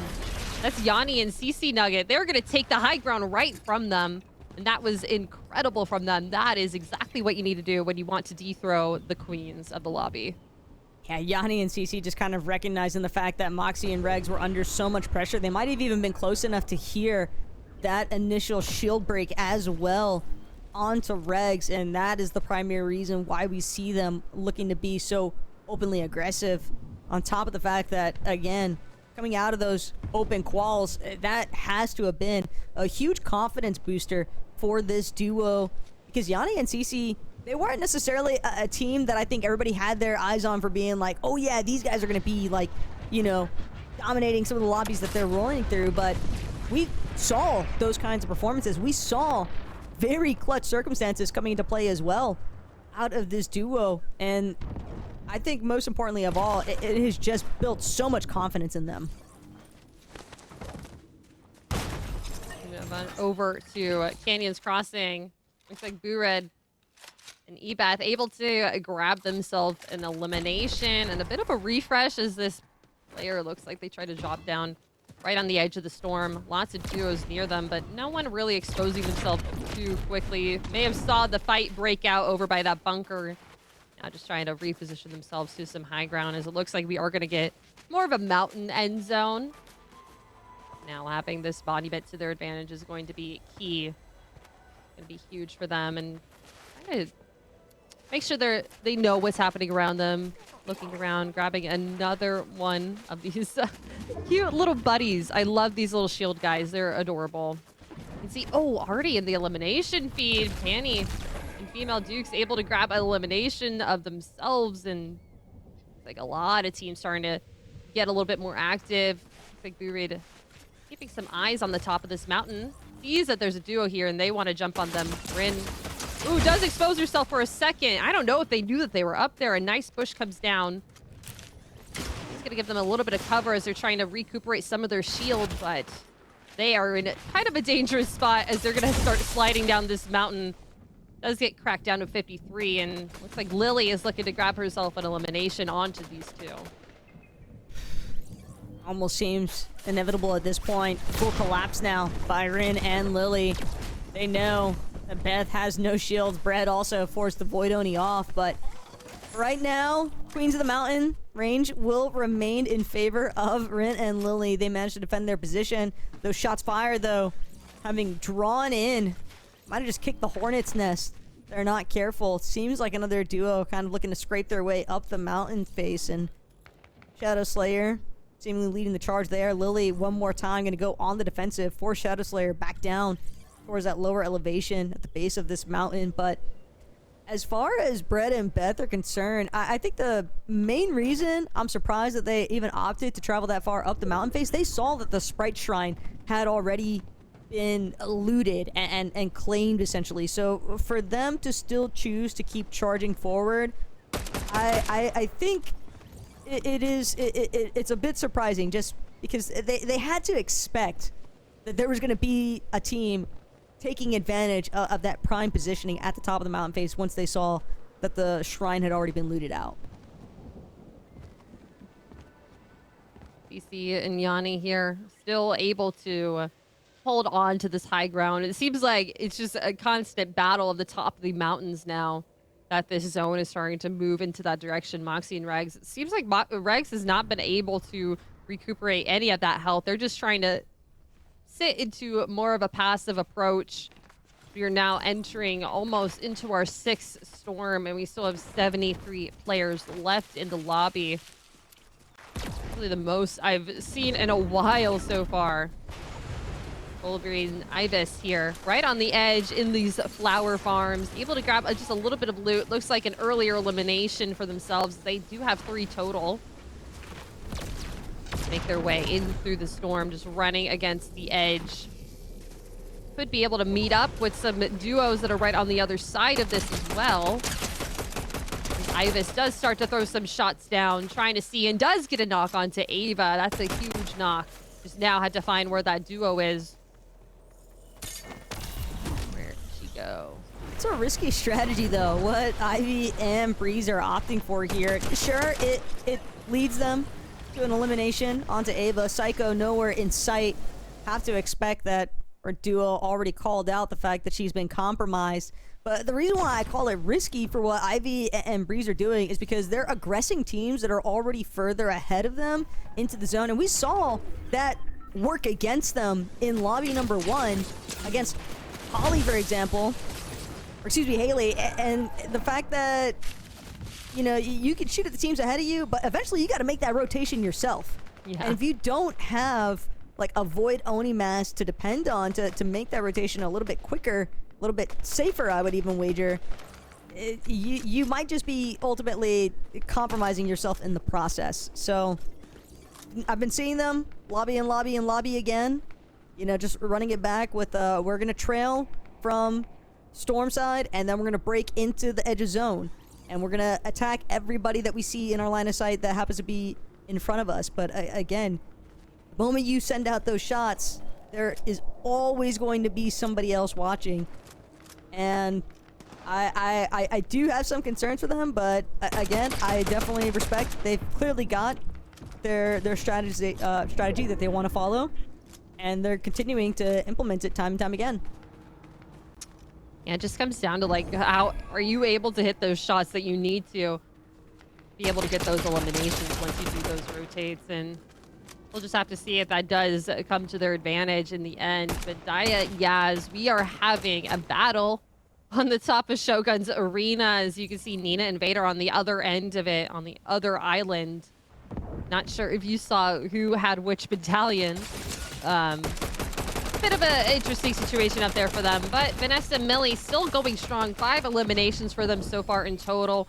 Kind of pinch into the middle of a couple of situations, knowledge of a couple players just around them. No one getting too aggressive towards them just yet. Just throwing a couple shots where they can and when they see some players. Frantic, that looks like, oh, that's Frantic and Canary on the other end in that high ground. And ooh, Canary getting beamed down to half health. Just gonna have to throw it down that water sprite to see what they can do for their health. Nessa and Millie, though, still holding strong at 200 for each of them, plus that overshield that you get with no builds. And trying to look for a rotation. Just gonna start going now. Gotta make sure to simultaneous rotate as well. You don't want to get separated. It is very easy to get split apart from your duo. The more congested the zone becomes. Game Wars, Layla, they opted to glide in and pay a small price for it, but more importantly still, Vanessa Millie, they've still got 4 porta bunkers to their name. Airspray right next to Millie as well, but she's gonna opt to just use the Void Oni mask instead. And it's an outright battle here. K-Moore's Layla on the other end of this scope here is Millie, Vanessa. They successfully keep trying to charge in, but the same case scenario here for Moxie and Regs. Yeah, looks like Regs is finally able to do just a little bit more health regen for themselves, and a nice elimination for Regs as well.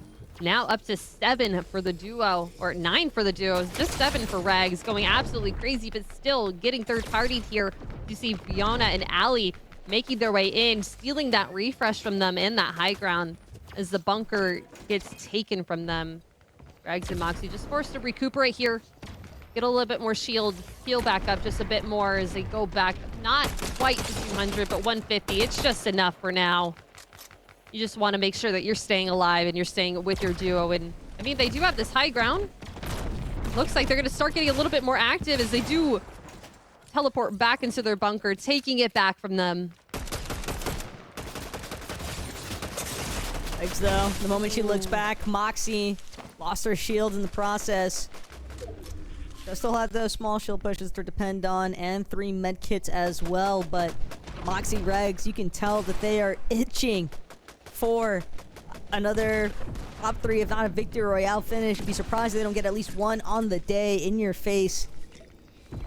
Just a little bit west from their current position, but the line of porta bunkers that are beginning to assemble here, because keep in mind, we're about to hover over Masked Meadows. Nina and Vader are gonna have some of the most primo scopage of the entire lobby. They are the ones currently in control of Shogun's arena. I'd imagine that they also have control of that Shogun's medallion on top of the Night Rose medallion. Double whammy for some of these ladies to deal with down below. And that mythic Void Oni mask as well with the 50 charges could pose a serious threat here. Because Vader, Nina, they're going to finally make their way off of the Shogun's arena. But right as I speak, Nina, Vader immediately picked apart. They became the lobby focus. No hopes for Nina to keep this one going. Fortunately for Vader, she still has the effects of that Shogun's medallion, but if anybody happens to catch that outline, she is toast with only 3 HP. Totally unfortunate. I mean, all eyes were on them on that high ground, and with that medallion able to get a little bit more of a highlight, players were like, all right, that's an easy elimination. Let's get those 2 top contenders out of the way. And now we are just going into an all-out bunker brawl as Vona. Nice elimination onto Bees, and is going to get this res up on Ali in the heat of the battle. Once again, dropping a little bit of health, seeing if that could happen. Just a little bit there, almost there, and now all just down to the high ground. Are they going to be able to rotate in? Moxie and Regs kind of at the edge of the storm along with Frantic. Like Blonde and more plants. Ooh, a nice shot. That's K out of the lobby, sent back. And Moxie Regs getting a little bit more awkward here as this third party may start to happen as they start to get a little bit more aggressive. Kelsey gonna punk her down right next to them. They just start to see who is all around them. Storm is moving. Players are gonna have to start moving here as well. Moxie and Regs are just so stuck, smothered by the rest of the lobby that's starting to pour in here. Frantic might have an opening opportunity, but instead, she's a lot more fixated on just getting a successful Void Oni teleport in the first place. Still has 1 porta bunker to work with. She's gonna opt to go way deep outside of the zone, considering that she knew the next one's gonna pull her way. But Fran, the moment she tries to apply some shots onto Somerset, immediately gets taken down for it, punished for revealing herself as a solo. Sophie Ann, Layla also gonna meet similar fates. 2 members from 2 separate duos, but fact of the matter is, we're gonna have a plethora of solos running around here, Apples. Yeah. Still a duo here, Meg and Crash SB. That's Female Click. The shot's not going to connect. That's going to get a down. And now Female Click playing on her own is able to get a trade. More plants now down, beaming down into Kelsey. Somerset now playing as solo as well. Trying to get this movement ability with this sword. It's going to help just a little bit. A nice beam down. That's going to be another elimination onto J-Dog. Just trying to stay in the circle, in the storm. Somerset not going to connect. Female Clicks winning that fight for her and Megumi. And a nice victory royale for them. Nah, Female Clicks earned the rights there for the emotes at the end. I'd be celebrating too because she just put on a clinic, stringing together a series of eliminations to close out this third lobby. That is the kind of momentum swing that I'm talking about when I'm thinking about some of these ladies that, you know, they might be more like the momentum-based players. You know, lobbies 1, 2, not necessarily going your way, but if you can have a halfway point closing like that for a victory royale, Female Clicks has got to be feeling herself after that one. I can't even blame her in the slightest, Apples. It has been incredible to witness some of the competition that's been taking place so far here today, but we'll have more thoughts. We'll also loop back in with Cute Noob right after the short break.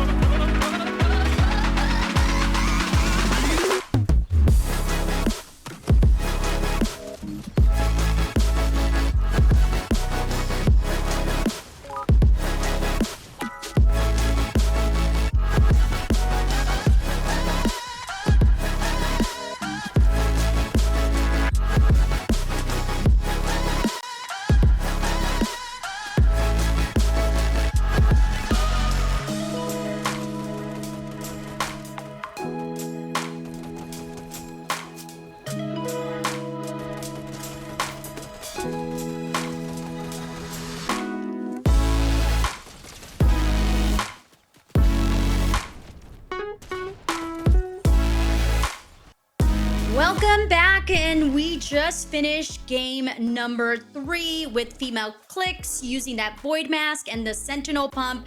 Taco, that seems to be the combo wombo for success throughout these like really chaotic endings to each match. Why? What is it about it that makes it so good?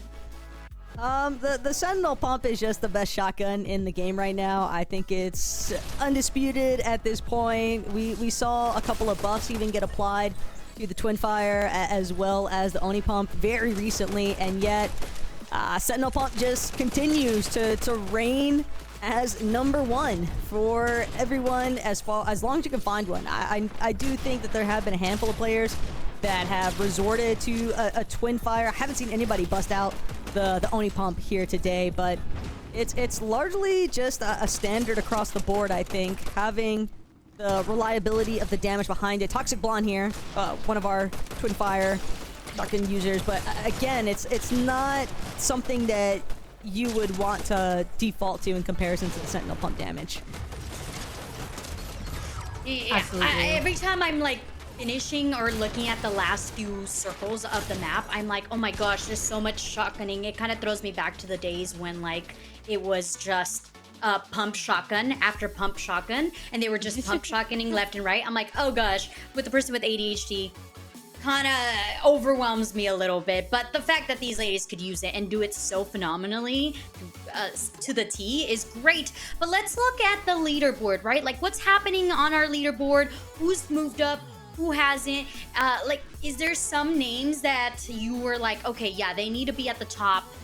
Or are you like, what's going on with this team that's not really working it out? I think female Clix and Els in that last lobby even. Female Clix, she was looking swifty with the movement, and what the impressive part to me about it is that she was really utilizing the Typhoon Blade in such a strong manner, and that's not something that we've been seeing a whole lot out of. Traditionally, it's just been, do you have a Void Oni Mask? If yes, then you can rotate. If not, good luck out there. Like, hope for the best, essentially. But female Clix, she really played that to her strong points, and I think when she has such an accurate lifestyle that she was living off of in those final closing moments, the Typhoon Blade, she wasn't even using, you know, the left click of the Typhoon Blade by any means. She was purely depending on that quick movement speed buff off of it, and then immediately pulling out the Sentinel Pump, immediately connecting with the shots, immediately making sure that she could close up with the Hollow Twister even after the fact. I mean, she only had 3 items in her loadout at the end of that lobby, and it was just Siphon Tick after Siphon Tick after Siphon Tick. She just could not have played that any better. It just goes to show like how much mechanical ability she has as well, that she was able to just switch so quickly and grab like all of those last eliminations. Like she definitely hit a clip in that ending lobby, and it was an incredible win to watch. Like she deserved that, really. Like I didn't really even see that she like had the high ground or like had a positioning difference. Like she was just able to like, all right, this is a player that's now in my view. That was a solo. Nice elimination. All right, here's another one. Oh, that's also the last person. Nice victory out. That's the end. Like she felt like so laser locked focused just into winning the game, and it was incredible from her. And we love to see it. And you know what else we love to do is we love to hear from the Milk CEO. They are just showcasing all of this amazing talent. So let's hear it from them.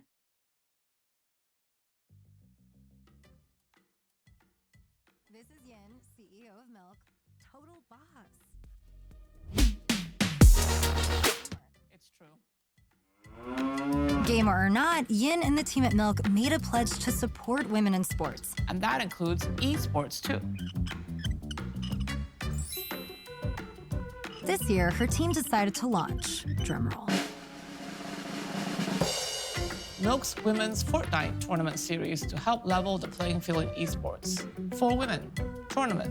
But shockingly, that was already trademarked. So it's just called the Milk Cup. Tastes like victory and chocolate.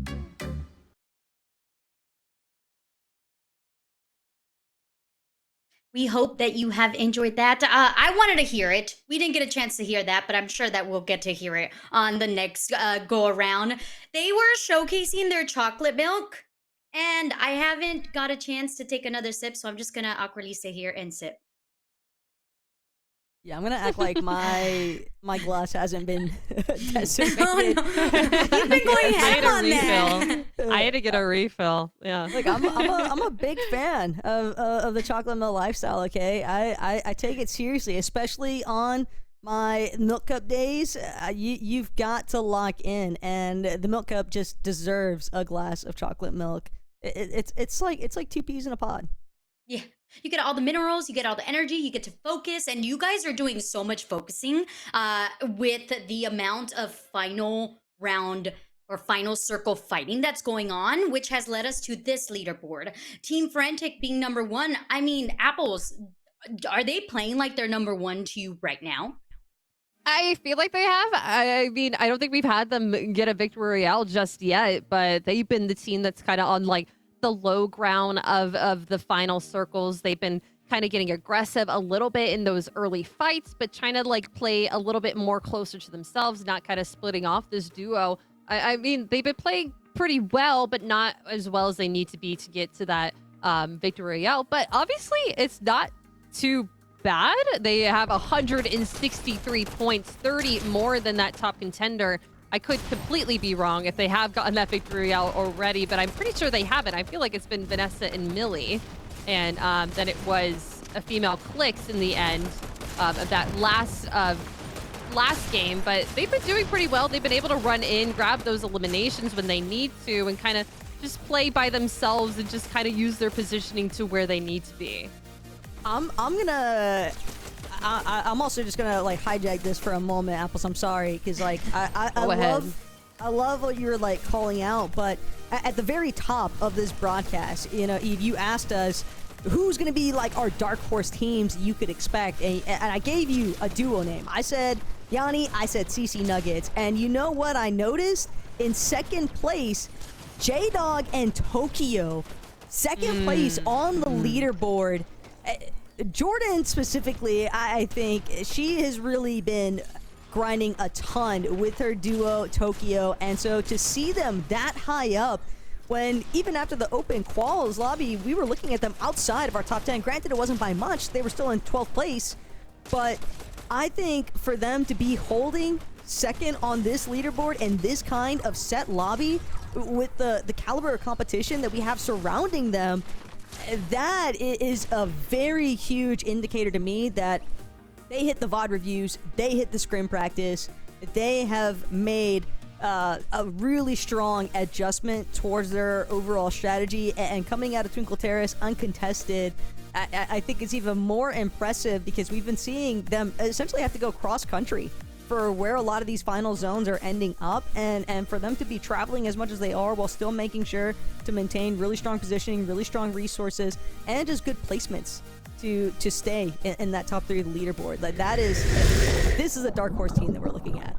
Yeah, so the two top teams that we have right now, first and second, Canary and Frantic, they have not gotten a victory royale. They play second, third, and then 10th. Then Tokyo and J-Dogs, like you were saying, 4th, 13th, and 3rd. And then right behind them in 3rd is Vanessa and Millie, who were able to get that first win. I mean, it just kind of goes to show, yeah, a victory royale, that is the most points that you can get in a match. But like also 2nd, 3rd, 4th, and 5th, you're getting a ton of points just off of that as well. So if you're able to get those eliminations in other matches, maybe you have one game that you do go out maybe 20th or 13th, but you're still getting like 15 eliminations. That could just be the difference point. That could be the difference maker between either 4th or 5th place. Right behind a team, Vanessa and Millie, they won a game. They must be feeling going into this 4th game. It's the second half of the day. They have to do something to push themselves to that top spot, because obviously winning that first one is not going to cut it for the rest of them. Right, and I think a lot of that overdrive, you've got to essentially kick it up a notch right now. I think this is really one of the more pivotal matches in a 6-game series, because you'll have a good idea of which end of the leaderboard you're a lot more likely to end up on after the conclusion of this 4th lobby. Like 3rd lobby, it gives you a good like breathing point, I think, marking the halfway segment, but A fourth lobby as where I think I tend to put a lot of focus into, and J-Dog and Tokyo, if I'm either of those two, I'm just looking for replication of success. Yasmin and Daya, though, really early issues. Daya having already been fully eliminated, so that is definitely going to put a bit of a halt towards their game plan, because now Yasmin, all of her emphasis is going to be on just a successful reboot van attempt. Which we've seen before. We had to see Somerset and Kelsey do that during the second game. And while they were able to kind of get an ending zone, it wasn't quite what you want to do. This is not what you want to do when you're supposed to be doing your loot splits. You're supposed to get everything you need for the game. Maybe they had plans to finding the Shogun's arena, but now you have to completely pivot. You have to figure out, all right, how do I get my duo back in this game? That's exactly what Yaz is doing. Just keeping her eyes on Lily right in this building. I'm pretty sure Lily knows that someone has to be out there stalking. They just were in a battle. They were just in a fight. So just this contention, this tension right here in this POI as Rin is just on the other side, just going, la la la, it's time to loot. We're all good now. But no, Lily's like, all right, let's wait. I need to get the other player of this duo out of this lobby now.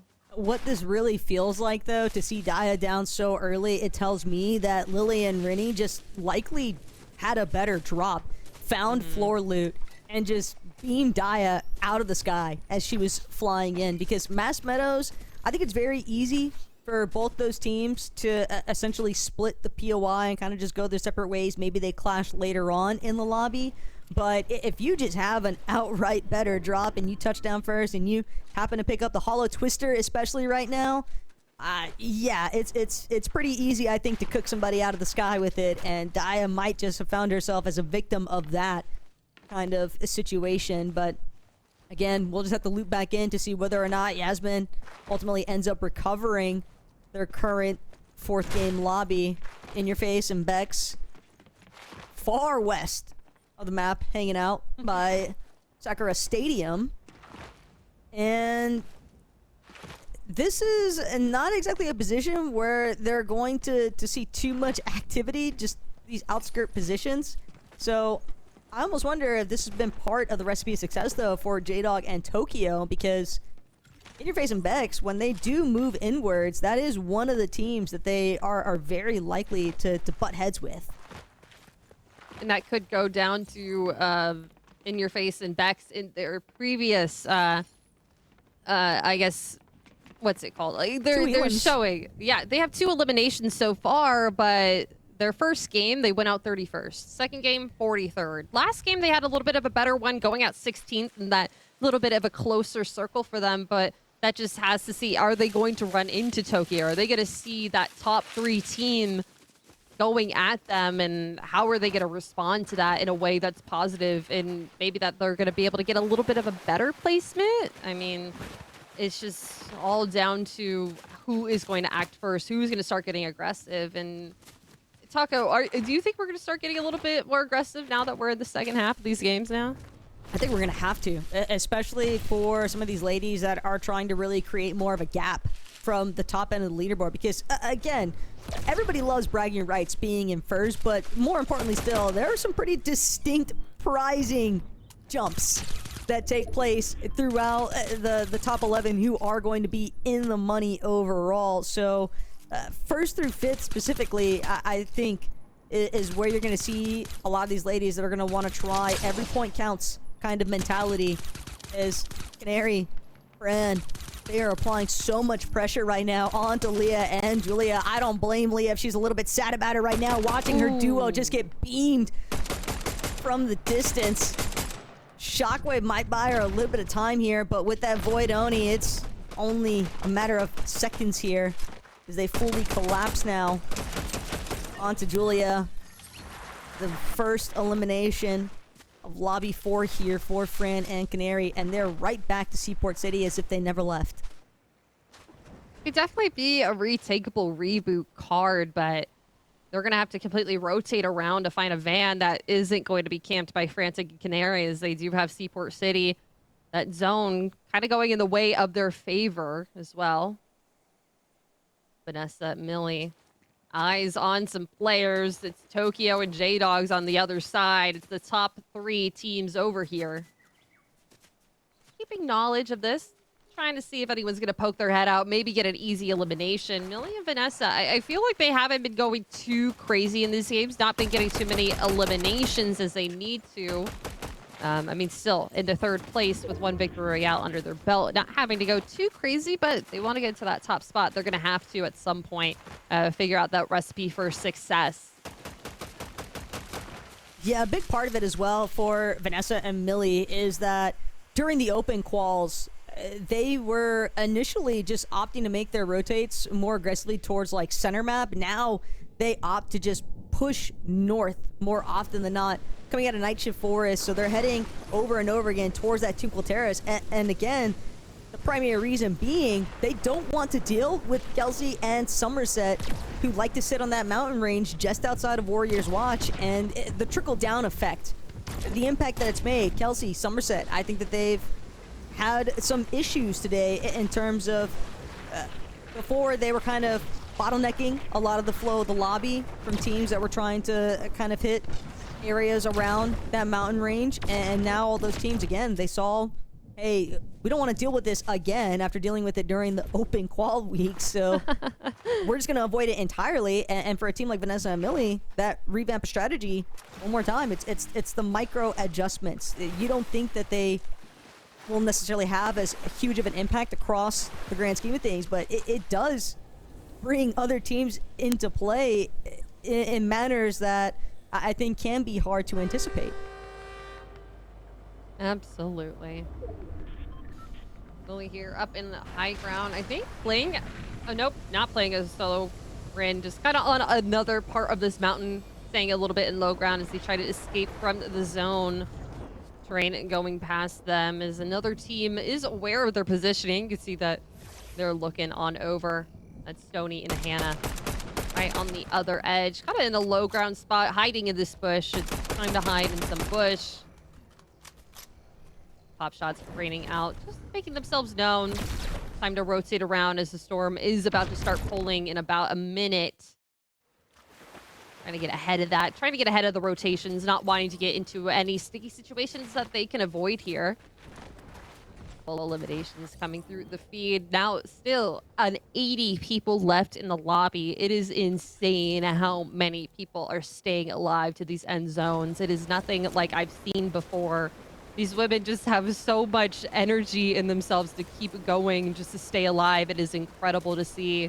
Especially since we saw in the last Victory Royale, for a female Clix, we saw her get a Victory Royale as a solo when her teammate got down. Just incredible work from her. I don't think we've really seen a solo go that far so far other than her. So just sticking with her duo. Maybe it's not always needed. Yeah, I think it's just being very tactful in terms of how you're actually managing to maintain movement. I think in a lot of those final zones is Elizabeth Bread undercoming a little bit of duress here. Just on the outskirts of Twinkle Terrace, so they might have a couple other teams that are essentially pushing in from that south side position, coming out again out of Night Shift Forest. I think a lot of teams are going to want to opt to rotate through Night Shift Forest just because there is so much natural tree coverage that provides a lot of safety. You could save a lot of your resources in terms of not having to use as many porta bunkers or even the shockwaves to get around. And then Lily, though, the fact that they've been kind of caught up for a moment at Foxy Floodgate, seeing several teams surrounding them as well. A big part of the reason why Rin tries to get up, drops off zipline a moment too soon, and maybe that might have been the intention. Decided, you know, up's not the way I want to go, at least not that direction. Just charge forward instead, bush checking as well. Always a necessity, I think, at this stage of the game. Yeah, need to make sure that your corners are checked, that checking every bush, checking every addict that you come across here. And Lily and Rin, it looks like they may end up getting into a little bit of a situation as some players are starting to move their way across the dam, out of the zone. This is kind of an interesting spot. They're able to throw a couple shots onto Danny. No eliminations coming through, but that's still some damage that can make some players use their shields, get some of their health items back in check. But Snowy Bina and Tia getting into a little bit of a battle with another duo below them as this house becomes a point of contention. Could be cause of worry with so many duos that are around them as well.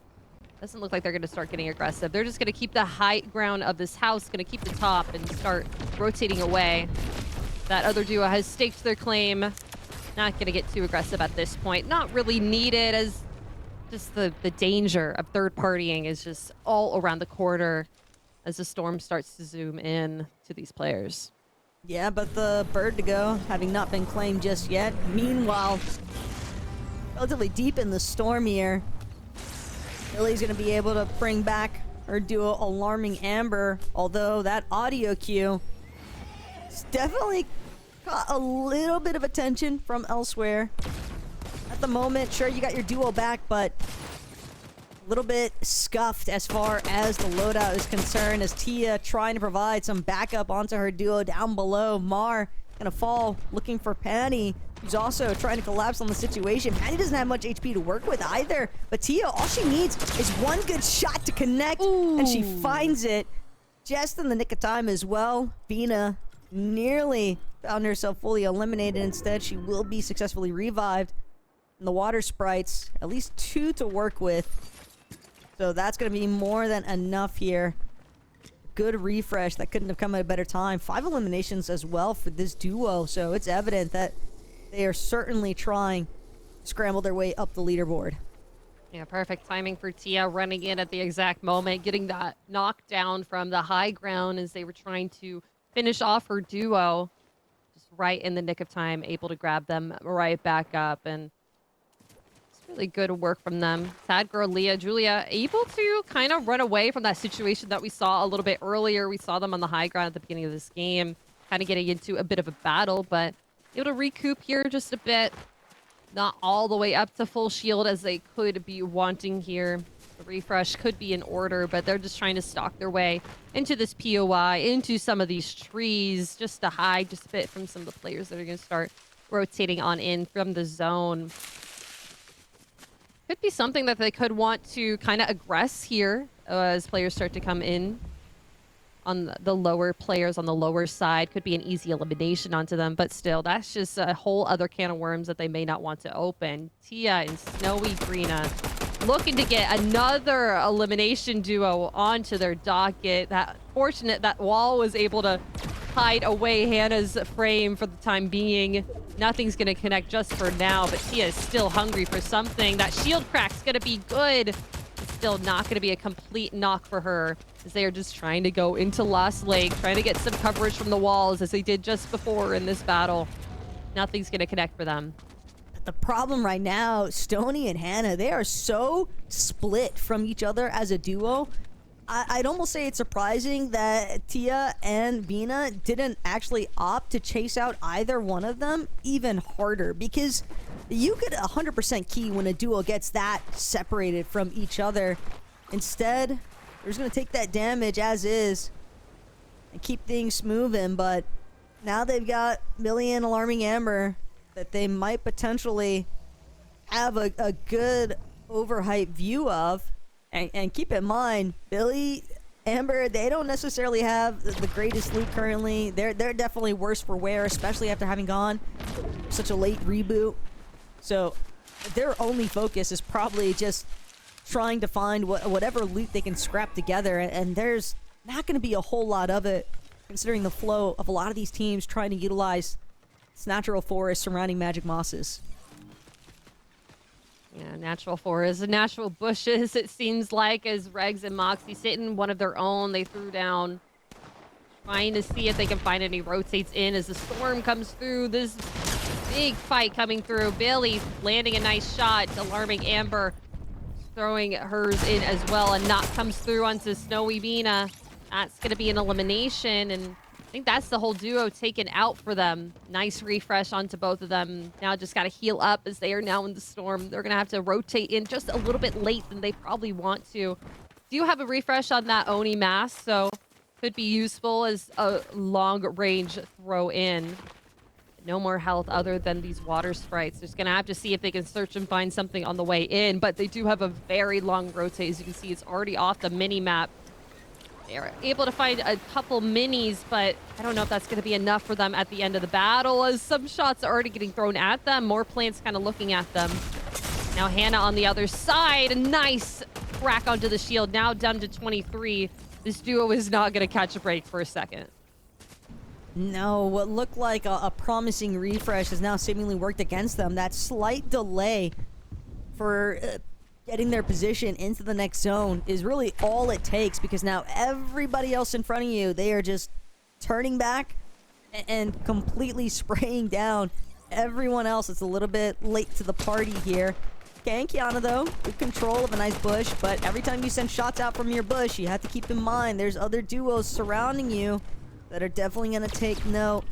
5 shockwave grenades, though. And Kiana, she's going to opt to just utilize the Void Oni instead. But shockwaves on one teammate, a Void Oni on the other. It could definitely split their rotates if they're not careful. Ooh, now Doc down to low ground. Gonna have to utilize one of those shock rays just to go a little bit closer to her duo. Lena throwing a lot of shots over there along with Panda.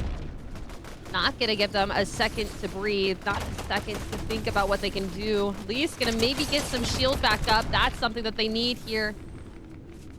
As the storm just starts getting a little bit tighter around these teams, right on the edge of it. It's gonna be a little bit more dire of a situation once these players, Toxic Blonde and more plants right behind them. They're gonna have to scale up this side, utilize some of their bunkers a little bit more, just to grab just some high ground, just some hiding spots as Somerset and Kelsey just barely make it through. Toxic Blonde gonna get the brunt of the damage down, but the shield comes right back up. More plants and Toxic Blonde just trying to stay away from the fire, throwing back of their own back towards Somerset and Kelsey, making them use their shields here. Half Pot's now down, only down to minis, and that wall being broken is huge. Toxic Blonde gets knocked. Could be able to get a full elimination. They're just trying to beam some things into here, some shots just connecting, and that's a nice finish for Toxic Blonde. Their teammate now having to force play as a solo, because I'm doubting that they're going to be able to get a reboot with all these players around. That was perfectly executed, though, by Somerset and Kelsey. They saw a duo that could potentially threaten their current bunker position. So what do? Somerset, she applies so much damage into that bunker wall while she knows that they've already gotten good shield breaks onto that enemy duo. So they're going to have to take a moment to pause to heal. Somerset then, after applying enough bunker damage, she's like, all right, I'll utilize this opportunity to make sure that myself and my duo get back to full 100 shield as well. And then they just finished the job. That bunker wall was just so low already, it couldn't withstand that much pressure being applied. So it just a really strong play that definitely needed to happen. And Somerset and Kelsey, they definitely got their work cut out for them in this 4th lobby. But little steps to success. Mani now a solo rockets her refuge. She will manage to travel just a little bit further out of the sights here of Moxie and Regs. But Moxie, she finds Kay. Kiana gonna follow suit. Just too aggressive with the rotate. Somerset, Kelsey, though, they Void Oni directly into the line of sight here out of Moxie and Regs. They have to reload. I think their bunker got stolen as well when they were just traveling just very close near. More plans does get a little bit closer than they would want. Somerset gets knocked. Sad Girl Leah also down. Moxie and Rex just kind of beaming this side of the storm, not letting anyone take a second to breathe. Leah getting it knocked all the way down. It looks like Somerset is going to be able to get revived. Perfect. So Kelsey does still have her duo in this lobby with her. But I don't know if Moxie and Rex are going to let them rotate in without having to answer to them. They do have a rotate of their own, though. Oni mask with 6 charges left, 14 for Regs. Still going to be enough to make it to this end circle, but still, they have a lot of teams that they have to watch out for that are going to start rotating here in just a second. Where Regs just threw out her Void Oni. Keep in mind, that's directly next to Female Clicks and Els. They're going to get the Bush Grenade down as well as the Porta Bunker. But Moxie only has 2 shield potions. They are trying to reserve them for as long as possible, depending very heavily on their Overshield recharge coming into play here. And that's a big part of the reason why they're opting to just play much more passive. They'll wait for the perfect opportunity to strike. They don't mind fighting just a couple moments longer here. They can hear all of the spraying going down around them, on top of the fact that the Void Oni teleportation's coming into play as well. Yeah, kind of in a very pinch spot from Moxie and Regs while they were just getting so aggressive. Just going to start being a little bit more passive, wait for players to start rotating around them. You can see Yanni and CC Nugget right at the edge. They have 2 players to answer for, and then right after that, you have Moxie and Regs. If you have to start rotating around, and they have to go all the way across all of these players to be able to make it to the safe zone. I don't know if they have a bunker left to be used, but they're going to have to use it once they get on over there. The Oni teleport starting to fall through for all of these players. They're going to start rotating here pretty soon. Time is ticking, and it's time to start moving. Yanni and CC able to make it to another bunker on the edge, but I don't know if this is far enough. They're going to have to battle their way just straight through. Wait for some players to run past, maybe get a free elimination and maybe get a refresh here, but that's what they're waiting for. You can see all the Void Onis, though, being tossed into the sky. Kelsey, perfect timing with that elimination onto Sophie-Ann. The Siphon gonna bring her back to at least 100 white HP. Her Overshield recharge also coming into effect now. 3 eliminations, still just trying to see if she can connect another placement or 2. Recognizing the fact that Cat has got Yanni pincered, and instead, Kelsey, she's gonna take that as an opportunity to move, but she gets sprayed in the air. Ooh. The moment that she touched down, it's directly into the line of sight here behind Lina and Hanneman, but instead, Megumi, Female Clicks, holding it down. Just playing it very smart positionally, and they're gonna charge forward now with the Void Oni and Shockwaves. Yeah, a couple players getting left behind as that high ground is not gonna be what you need. Moving into this last one, Nina and Vader with a nice combo onto Moxie. That's gonna be a knockdown. Throwing down this water spray, just gonna get a second of a breathing moment. Some shield as they start to make their way through this battle. Throwing bunker down after bunker. Trying to get some walls in between them and some of their players. Megumi trying to stay alive along with Trash Out here. Female Clicks made it right. Keeping it on the high ground. 2 players here still up at the top. And now Vader and Nina with some pretty good rotations now still on that low ground. Vader gonna rotate back up, but still nothing gonna connect. Just gonna try and see, hey, who is up here? Who can I get done? Clicks gonna get knocked down, and that's gonna be Vader and Nina getting this victory royale for this 4th game. It was an incredibly risky strategy by Nina and Vader to commit to the low ground that early on, but the zone pull was brutal. The fact that we actually watched it go directly over water, it really forced Megumi and Female Clicks into an awkward position, because you always want to try and control the high ground, but you can't afford to take that many storm ticks either, especially with no heals available. They try to just duke it out on the low ground. Also, love seeing Cat Attack's name in the mix there. So she was definitely getting scrappy towards the end. A 3rd place finish, and not a terrible spot to be in, especially when you're thinking about the placement points and being able to overtake on the leaderboard itself. Yeah, just like you said with Nina and Vader, that was a huge risk, but it completely paid off. Just a great idea from them. I mean, they could have been like, all right, well, we could just jump down here and maybe we will get 2nd place if the storm just start to move, because we could rotate back up, but at that point, the storm is just ticking so hard, but it worked out in their favor, and it did so well. I mean, Female Click, she was trying her best, trying to throw the shots over just like she did on that last victory royale, but unfortunately, her teammate going down to fall damage was not in her cards, and she just got 2v1, and Vader and Nina were able to get the better of them. Yeah, we'll just have to see how the shakedown of everything essentially starts to unfold. We've got games number 5 and 6 right around the corner, but make sure that you stay tuned, because we'll be right back after the short break.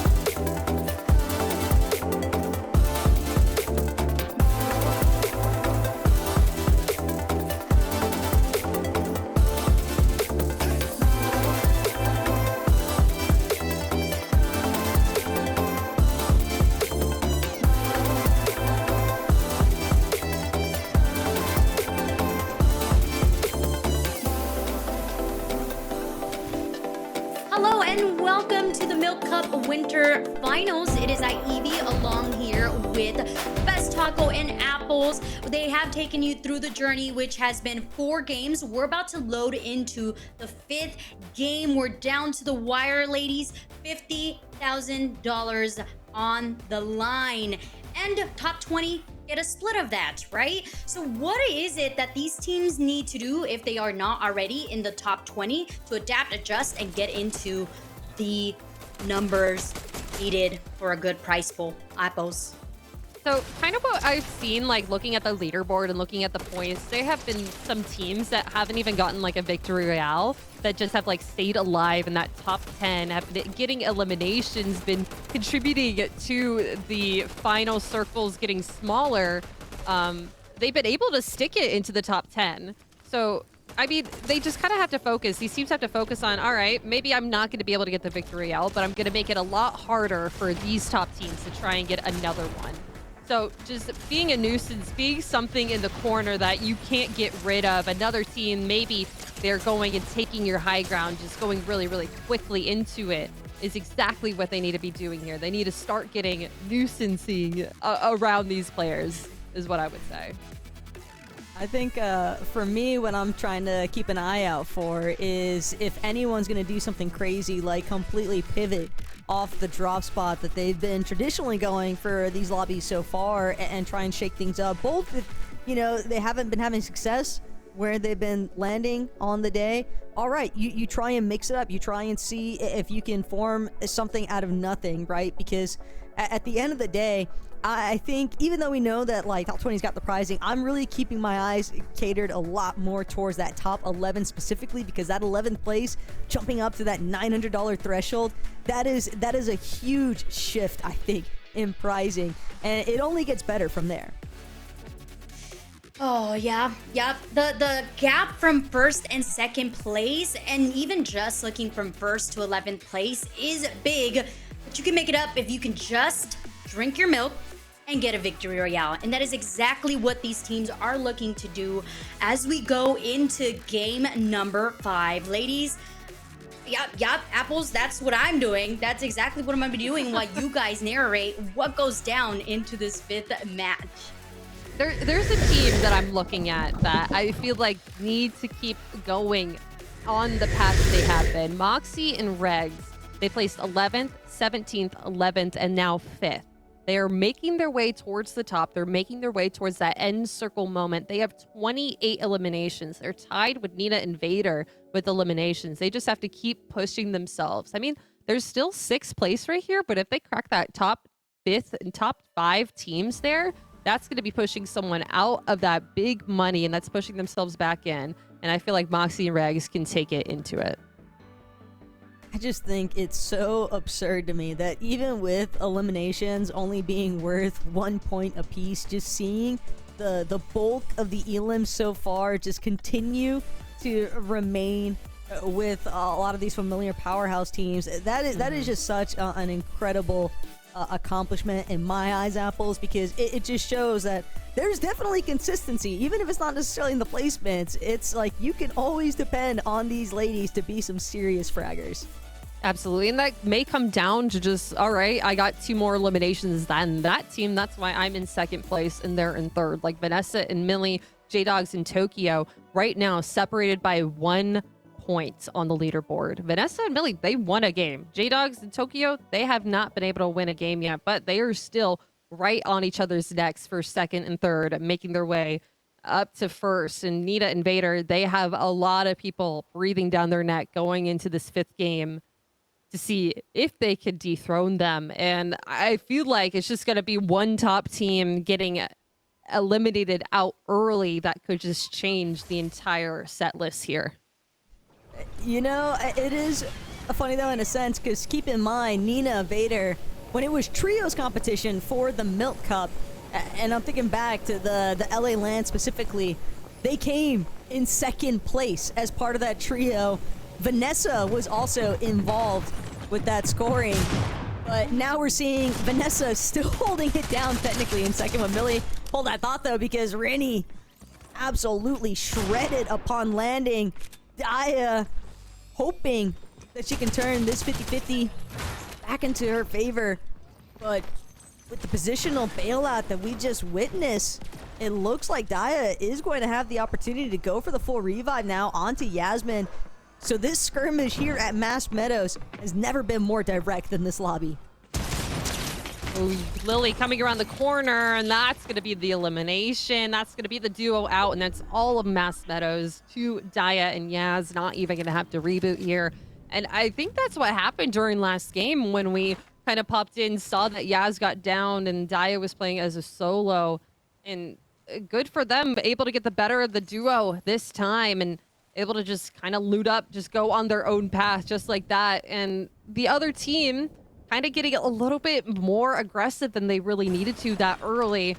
Could have just kind of sat back, gotten a little bit more passive there, been just kind of looting up like we saw in the first 3 games, but just goes to show just how neck and neck these last couple games are going to go. People are going to be taking as many instances as they think that they have to be able to get the better of another team.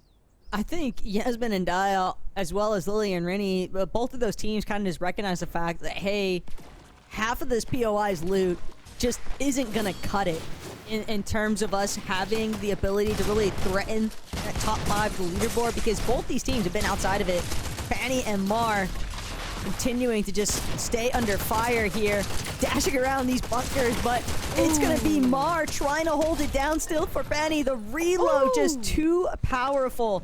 So Lena will be eliminated.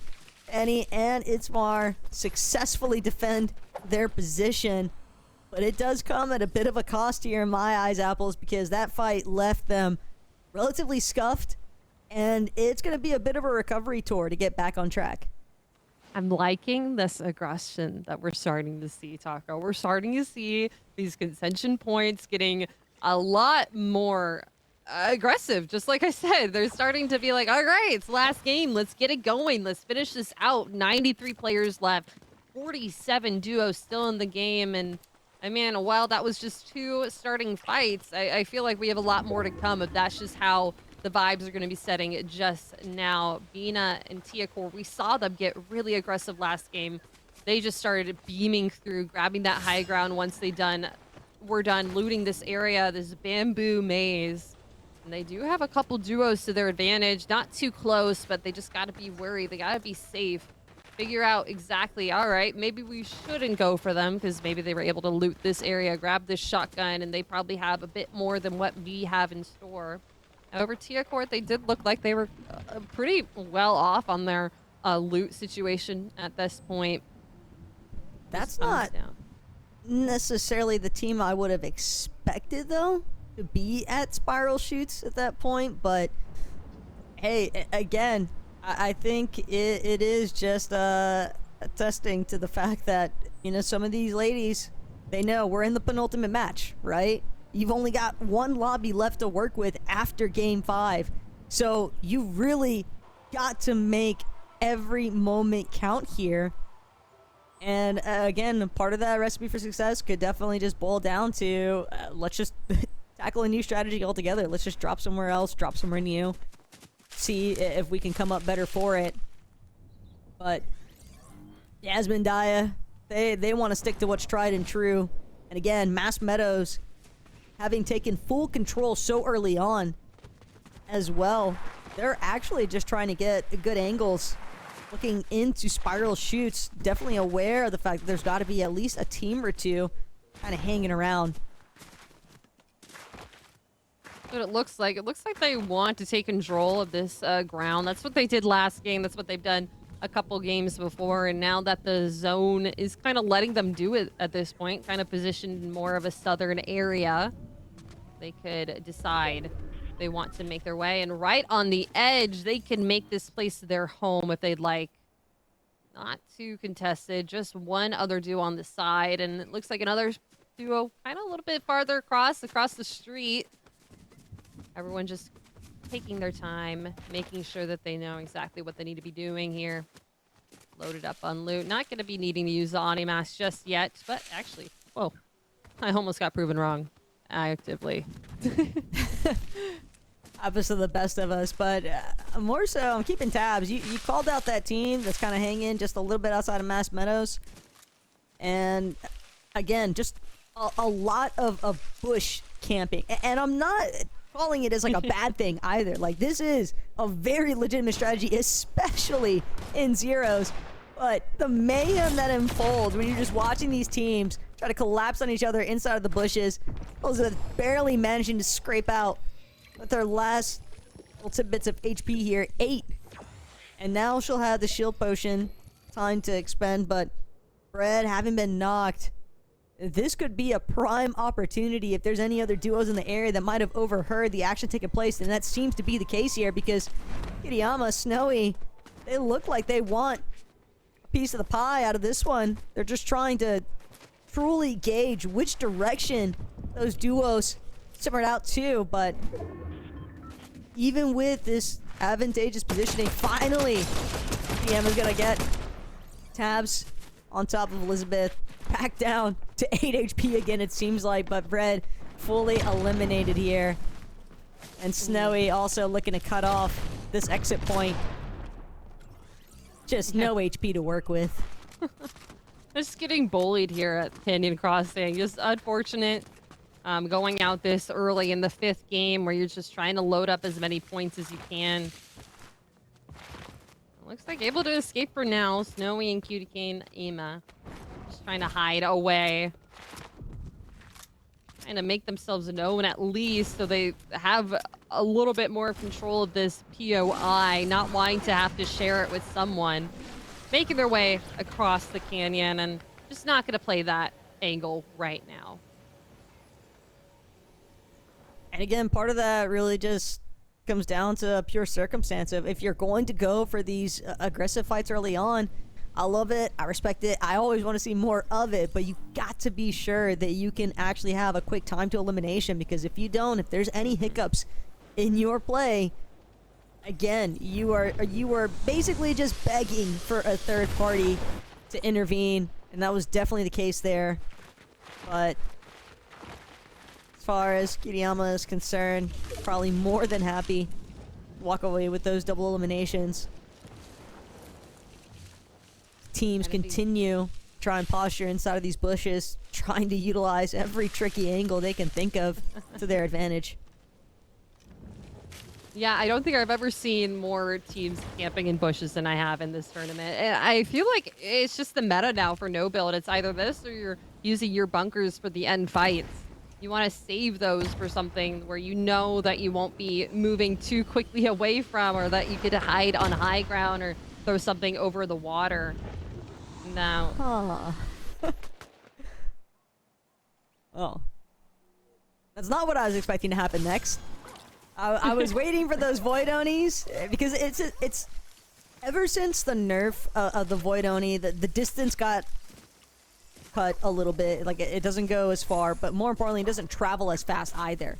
It is so much more distinctly telegraphed to everyone else. And when you're thinking about like the clutter that's been happening in like the final zones, it's not as big of a deal inside those moving zones, right? Because everybody's just trying to scramble to figure out a way to stay alive as long as possible. But at this stage in the mid game, it is much more difficult, I think, to successfully get off a Void Oni without taking some damage in the process, if there are any teams or even an individual nearby, because it is just so blatantly obvious where you're trying to go next.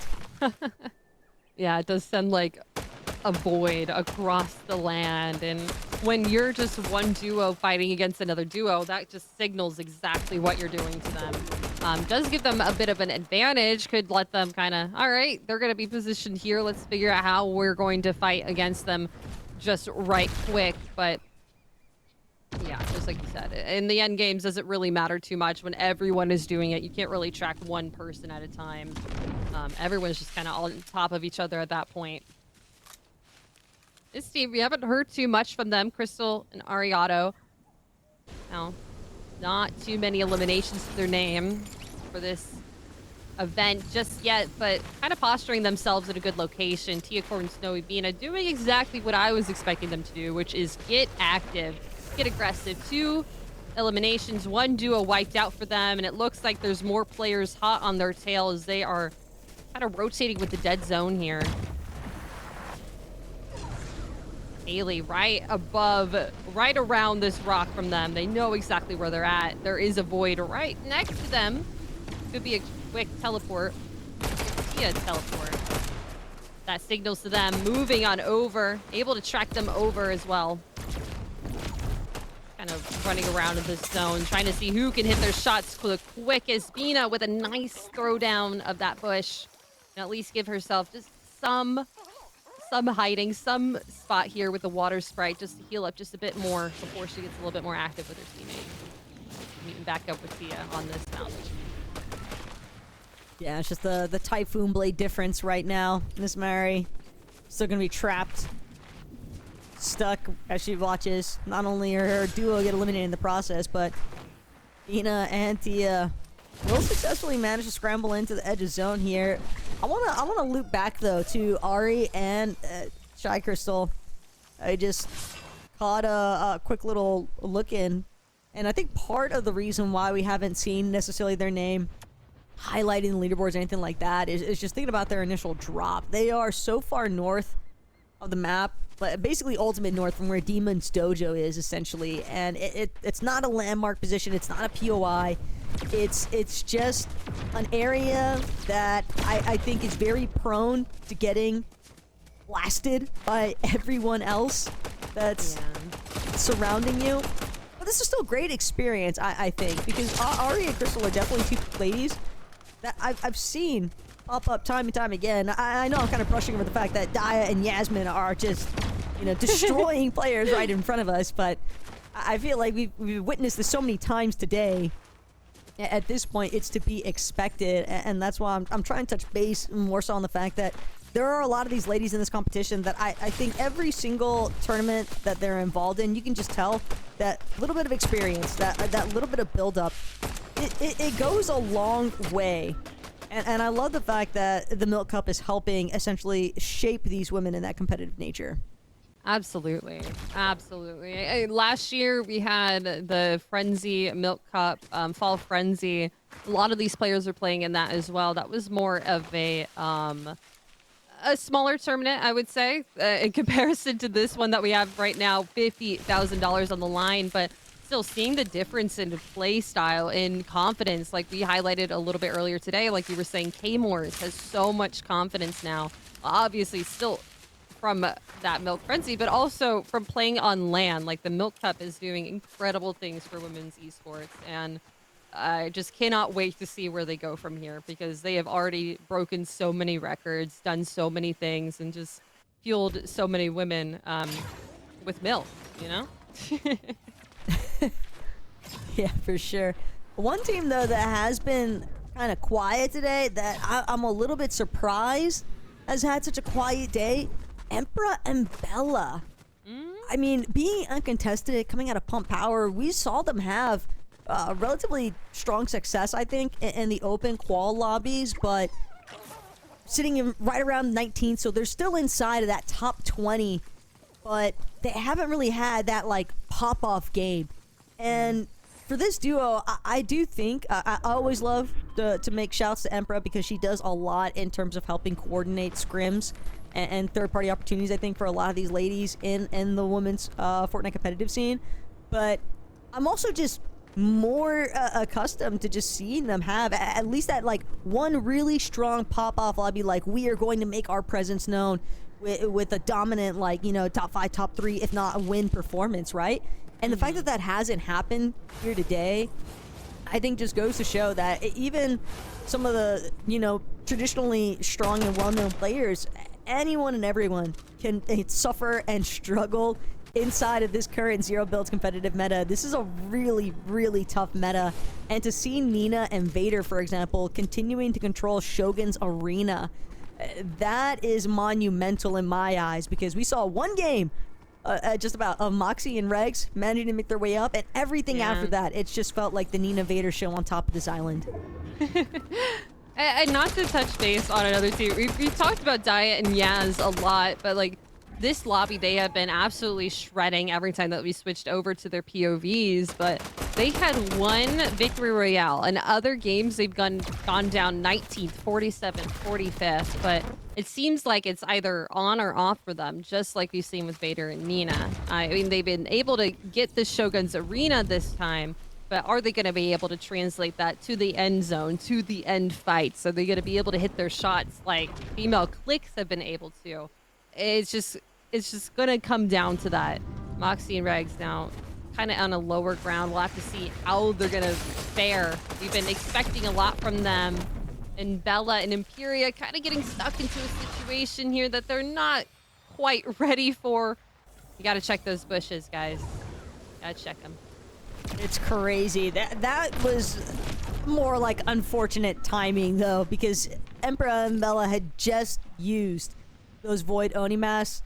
They had no way to even double check for Smiley inside that bush because they were just getting sprayed from a completely different direction. A team coming off from their far east, and at that stage, there's nothing else to do. I would have panicked, I think, a little bit more heavily than what those two did. Definitely impressed by the way they were able to leave that position with minimal damages in comparison to what could have taken place, but looping back in now with CC Nugget and Yanni. This has also been a really tough rotate. We're now looking at 2 tick storms. Water Sprite's going to be forced to come out, but that's all that CC Nugget can afford is one toss out. Fortunately, she will just barely manage to make it into this next edge of zone, but they need to find white HP from somewhere, and this could be a elimination siphon opportunity. But Emperor, Bellakuma bound to sniff out this duo that's a little bit hurt right next to them. That would be huge for them too. Not many eliminations to their name, and something just to lift them up. Be like, all right, we got that one. Let's make our way. Let's keep on going into the zone. Let's grab our bunker. Let's get it to the edge and make sure that we can stay alive just a little bit longer. As so far, we have seen a new team every single game get a victory royale. So looking for a new one this game as well. Anyone's game. It's anyone's game this time. Okay, Kiana, though. This is, it's going to be tough to make this one their game. The whole lobby staring them down. This is unfair. Okay? Okay, Kiana deserved better. Love that aggression, though, out of K. In your face, immediately sat down for attempting to close in. Okay, at least going to be able to get this revive. She might commit and just full stick. Sure enough, Kiana back in action. Problem now, though, how do they move forward from here? Another Porta Burger going to come out, but just to their west, Sofiane, Maddie, Lena, Pandemit directly in front. In case they break past that barricade. By the way, it's still J-Dog on the other side of it, and Sofiane one more time. Gonna knock Kiana yet again. Okay, unfortunately, just a victim right now. Yeah, great beams from Sofiane. Maddie is going to show, all right, we are on this edge of the storm. You cannot pass. We are going to be here. We're going to start and make your life. Not having a great time. Arduke trying to come in and grab an elimination for themselves with that Void teleport, but not going to connect for Sofiane. Just kind of, oh, that's another team that's going to knock that down, actually. That's Tokyo from the side, it looks like. This is just third party after third party. Cat just left alone in their bunker. I feel like Sofiane has to know that they're on that side, but you know what? Now's not the time to get a little bit antsy. You got to get into that zone as everyone's going to start rotating in. Bush comes down, and now they're going to try and start beaming as they are in the zone. The bunker comes through. Now they're just going to have to fortify here as other players are going to start rotating in. No one's coming too close except for CC Nugget right on the other side. Yanni gets knocked down, CC Nugget as well, and Maddie's gonna have to just stay here and wait for this revive, but perfect teamwork from Sophie. Really well played by Sofiane and Maddie. Walk away from that one. Granted, it does come at a slight cost. That is going to delay their overall rotational capabilities. They're going to have to spend time now healing. Meanwhile, deep inside of Foxy Floodgate. Regs, Moxie, this is the fighting power that we've been anticipating. 2 eliminations to work with. They hear Tokyo get eliminated just outside their bunker door, but they're looking over top. They've scouted out. It's Maddie and F and Sophie Ann with a slightly leveraged height position over them. And now Moxie still scrambling, checking which door she should go back and forth with. Regs placing the Void Oni inside the base just in case she needed to use it as a recovery point. So the loot has been collected. Now this duo stave off of this current position and look for the next prime opportunity. Gotta make sure though that they don't become a focal point of the lobby. Instead, we just witnessed what can happen to a duo in a matter of seconds. Kay and Kiana.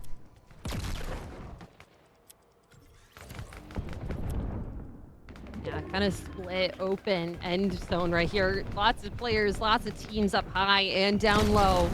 Gonna have to start moving here pretty quickly. These Void Oni masks always in play, but they're coming in play for another time here. Vanessa and Millie making their way down. Bunker is here, but they're still in the middle of a situation. Gonna get jumped by another duo right on top of their bunker. Throw a bush down. Make sure that you are okay.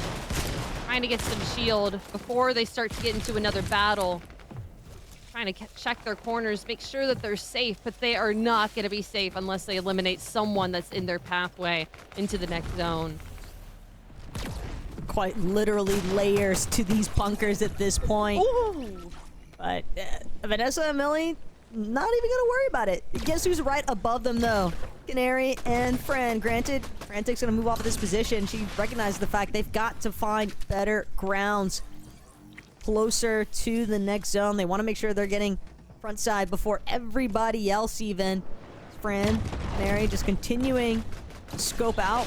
And sure enough, they look to be the first duos moving in, but Millie, Vanessa, they could pay the price. Tiger's gonna bounce Frantic back, but not enough to punish her just yet. Still no shield. Fran's gonna have to depend very heavily on just not getting scattered out and keep who's got front side of zone now. It's Vader and Nina, and they are absolutely spraying back into the rest of the lobby. Finally, Regs, Moxie, a moment to breathe, but a moment too soon, possibly. They're directly underneath the porta bunker of Nina and Vader. Yeah, this is kind of a harsh spot to be in for themselves. They want to be able to rotate in with the least amount of aggression. If it's anyone that's aggressive in these final battles, it's going to be Vader and Nina. Frantic and Canary right on the other side of Vanessa and Millie. The fight does finally come to a head. Vanessa getting knocked down. So does Millie. That's a duo out of it. Frantic and Canary just trying to find their footing around this bunker. They have to keep moving as the storm keeps going. The surge is here. Down to 53. Frantic all alone. Canary has to find if she's able to get any more eliminations. It's Toxic Blonde and more Plant. I think this is the first time that we've seen them this close in an ending circle. Now in the middle of the zone. Nice kill onto Croc here. Elimination. Now following into the fire and the flames as these Void Omis are just going to be it. Regs and Moxie, the last two players here. One more player left. It's just down to Nina.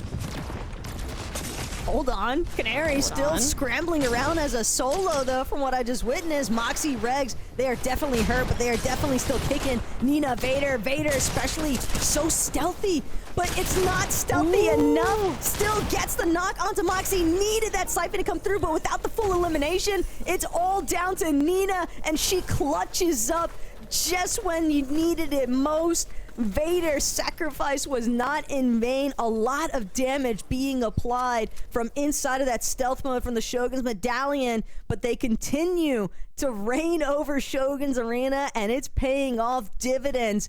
A victory royale being collected yet again for Nina and Vader. They were already our first place team on the leaderboard, Apples, and now this is where the gapping might start to occur. Yeah, absolutely. They were already so far ahead of so many players at the top of the leaderboard. It's going to just keep on going up unless someone decides, all right, this time they're not going to get Shogun's Arena. So the next game is going to be absolutely stacked. I don't even know what to expect from it right now. I think if anything, though, Nina, Vader, I was hoping that we would see some consistency because we've seen a lot of, hit or miss during the open quals, but it seems like they've really settled in here for our final set lobby. The Milk Cup Winter Split action is going to all boil down to this final lobby, though, Apples. And so make sure you guys back at home grab your glasses of chocolate milk and really strap in because it's going to be a crazy final lobby here. So stay tuned. We'll be back after the short break.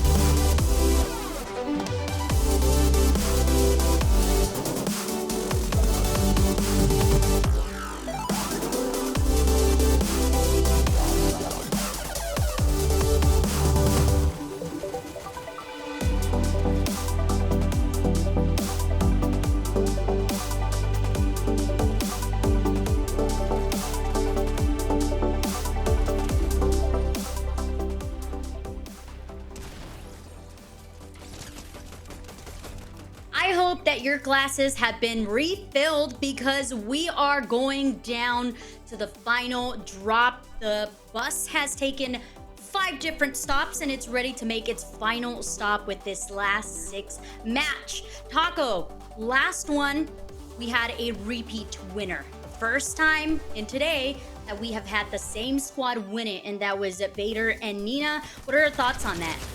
I think the mental diff could potentially come into play now, because some of these ladies, if they're keeping tabs on the leaderboard like we are, which I'm certain they are, Eve, you've got to be looking at the distance that Nina and Vader have essentially created, and adding another Victory Royale on top of another boon of eliminations.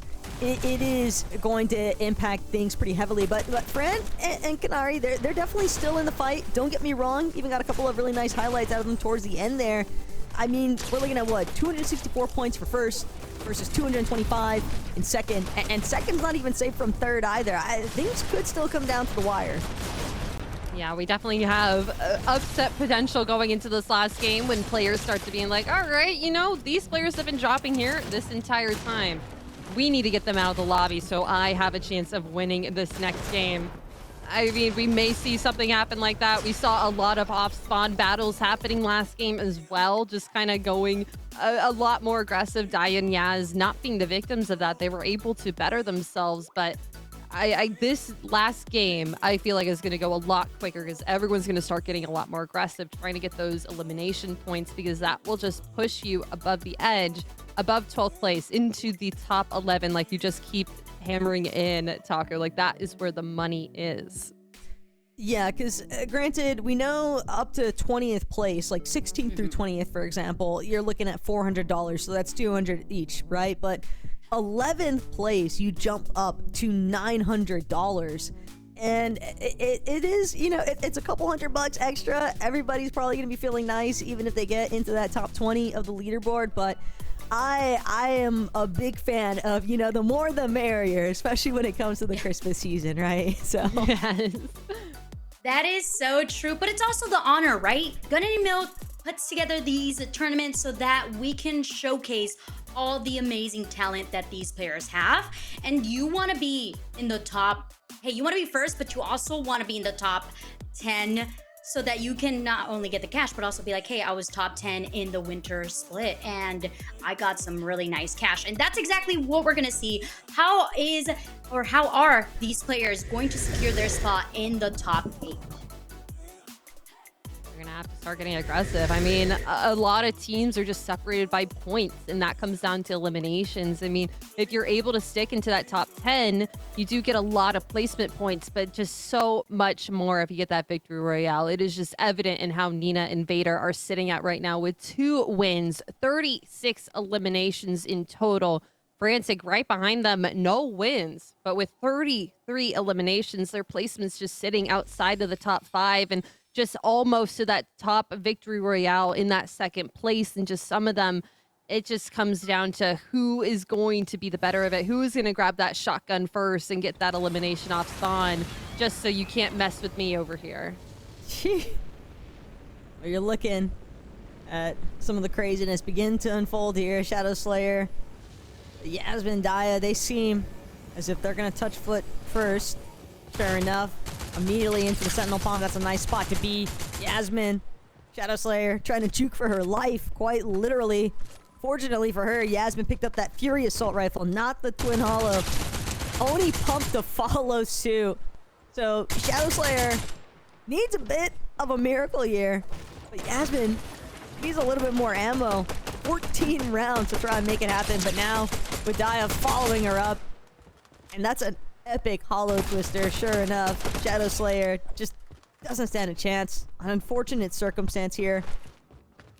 Rin on the opposite end of the scope.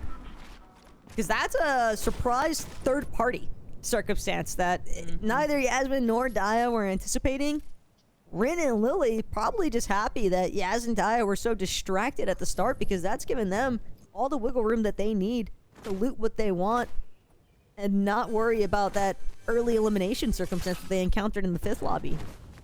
Yeah, actually a lot more players dropping there than I think we saw in either of those games that we just saw. So just starting to get a little bit more contested, a little bit more players starting to look around, being like, all right, you know what? Maybe I could get this final one. But Diane Yaz being the better of it, making sure that they know that this is our spot. You cannot take this from us just yet. Crash in female clicks, though. Or Crash and Megumi, or female clips and Megumi. I bet they were layered on top of each other. Could not read that correctly. It's still sitting uncontested, sitting in a nice spot for themselves. Able to just fortify their utility, grab the shield that they need, all the weaponry to make it into their next zone. Start getting antsy. Vader and Nina just starting off the Night Rose process. They want to make sure they claim the medallion, the mythics, I should say, as quickly as possible. But for anyone that you know, tuning in a little bit later than expected, this is the final lobby, game 6 of 6 of the Milk Cup Winner Split Finals, sponsored by Gonna Need Milk. And again, huge shout outs as well to the all-women's production team coming out from Radiant, as well as the help and assistance from our one and only Die Peach Cobbler. I haven't had a chance to shout her out here today, but Peach, thank you so much for everything that you do, for all of these plays in the scene, and the help and efforts that you go through to help put these kinds of events together alongside everybody else, eFuse as well. And yeah, Apples, we've definitely seen some pretty crazy action throughout the course of today. But I think as far as our top 3 teams are concerned, you're looking at Nina and Vader, Frantic and Canary, as well as Vanessa and Millie. And Nina, Vader, unless they're eliminated super early on, all they've got to do is be as consistent as they have been all day today. And they might just have that $15,500 prize pool first locked in. Which is huge. That is a huge prize pool that we have. It's just amazing what everyone here is doing. Gonna Need Milk is just doing amazing things for the female esports and female Fortnite competitive scene. I don't think I've seen such a thriving female scene recently. Like, this is just incredible just to have this, and just props out to everyone. And drink more milk. You're gonna need it. Man, this is crazy though. J-Dog and Tokyo, we saw them holding down that second place on the leaderboard throughout the first half of today's lobbies. But things, they haven't necessarily, you know, dwindled out, so to say. But J-Dog and Tokyo have definitely had their fair share of struggles as far as maintaining that top 5 position. They are currently just outside of the top 5, sitting at 190 points, starting off lobby number 6. The good news for them, it's female Clix and Megumi. Well, I say good news. Nothing is actually, you know, when you're thinking about some of the, you know, the powerhouse teams here, but I'm saying it's a 5-point differential between 6th and 5th. So it's catchable, but you've got to really make sure that you are bringing your A game, and that can be tough because, again, we've already seen some shakeups as far as how the drops are concerned, and the lobby is just bound to be much more aggressive for teams that are trying to make up last-minute points. Speaking of teams looking to make a couple more last-minute points, Lemonade and Hannah here not having too great of a last 3 games streak. 0 eliminations, but they did have a nice game 1 with 3 and then a game 2 with 2. Looking to get just a little bit more placement points to see if they can make themselves into that top 20. It's going to be a bit difficult, but it's definitely something that could happen if they're able to get this victory royale. They just have to take down the top dogs in this lobby, and I'm just worried. I'm afraid that Vader and Nina are going to be able to get that Shogun's Arena mythic item once again. They're able to win with that once again. I need to see a little bit more contention for that, because just like you said in the last game, they have been uncontested. I mean, Moxie and Regs was up there once, and I don't think anything really came of that. Moxie and Regs were able to get to that ending battle, but nothing too crazy happening just yet on that end. Easing Nicole now having to play as a solo versus 2. Trinity did get down, actually. A nice elimination from a third party, it could be. Ibis just sitting here on the edge, trying to heal up before they're able to throw a couple shots. Wow. A nice knock, but that's a quick response from Ibis right there. The first successful circumstance of an Oni bomb. I mean, it depends on what you want to label as. I'm counting that as a success factor. I don't think I've seen a single person even get a knock since the Oni bomb was like introduced for, you know, this chapter, at least as far as the Gunini Milk Cup competition is concerned. So for the Milk Cup to see an Oni bump play actually come into effect, that is, I get excited for that, Apples, just because I don't think we're going to witness that again here today. Had to happen at least once, though, as Nina, Vader, they're just trying to separate themselves as much as possible from first and second. Female Clicks, NLs, Megumi, if they're not careful, could find themselves getting fully collapsed on. Instead, Nina, Vader, they're going to think better of it. They recognize the fact they don't need to do anything too risky and compromise their current position. Because again, getting early eliminated could be all the opportunity that Frantic or Canary needs to catch up. Yeah, Zendaya making use of the train here. Trying to get some shield back up. It feels like there's some shots in the distance against them, though. Players are able to see that they're riding on this. Just right on that high ground, but nothing too aggressive just yet. Speaking of aggressive, that's Nina and Vader out of the lobby. Chloe and Ellie able to eliminate them. That could be huge. That could be them getting out of first place. That could be the entire 5th place, all of top 5 getting reset here. That is a huge duo elimination, and Ellie and Chloe, they need to be able to play off of this just like they need they need to play off of this well. They already see that there's another trio in the distance setting some shots towards them, but that is incredibly huge. It's just the fact that it was Chloe and Noah Lick that surface out of seemingly nowhere, and again, that all just trails back to Nina and Vader having followed a different rotational path than what they've traditionally been doing every single lobby here today. I don't know if it's necessarily greed that I want to factor it up to, but whatever the case, they have essentially been somewhat compromised. Again, I'm looking at our teams in the top 4. Moxie and Regs, 212 points in 4th place. Everybody else just a little bit closer after that, but Frantic and Canary have a chance to go for a massive upset here. If they can close out this lobby with a victory royale and a handful of eliminations, that's it. That's wraps on first place there for Nina and Vader, and they just have to sit. And that's where, oh man, I feel for Nina and Vader in this circumstance right now, Apples, because they have played phenomenally all day today. And then it slips potentially in the final lobby. It's a tough pill to swallow, but it showcases it can happen to the best of us, quite literally. Well, they're trying to make you feel better. Diane Yaz are fishing. I know you wanted to see a little bit more of that at the beginning. We have some players grabbing a little bit more of the heals there. I mean, this is kind of huge. Now Somerset and Kelsey trying to get active here on this building. They know another player's here, Sophie Ann and Maddie, right below them. But now right in front of them, the shots are raining out. Somerset knocked down. All down to Kelsey, and looks like she's out of here. Somerset now finished off. Kelsey just trying to get away, trying to not get hunted, just trying to stay alive, but she has no heals to her name. Gonna have to find something on this beachfront, but I don't think there's anything really there that could save her. Sophie Ann and Maddie, they're gonna have to rotate towards her if they want that into the storm. So at least that's a little bit of safety from some other eliminations, but you could just get down to storm at that point. Yeah, but it's our neck and neck teams that are just going to bat non-stop, it seems like. Kelsey and Somerset, they're in 7th. Sophie Ann and Maddie NF trailing by about 14 points, but they're currently in 8th.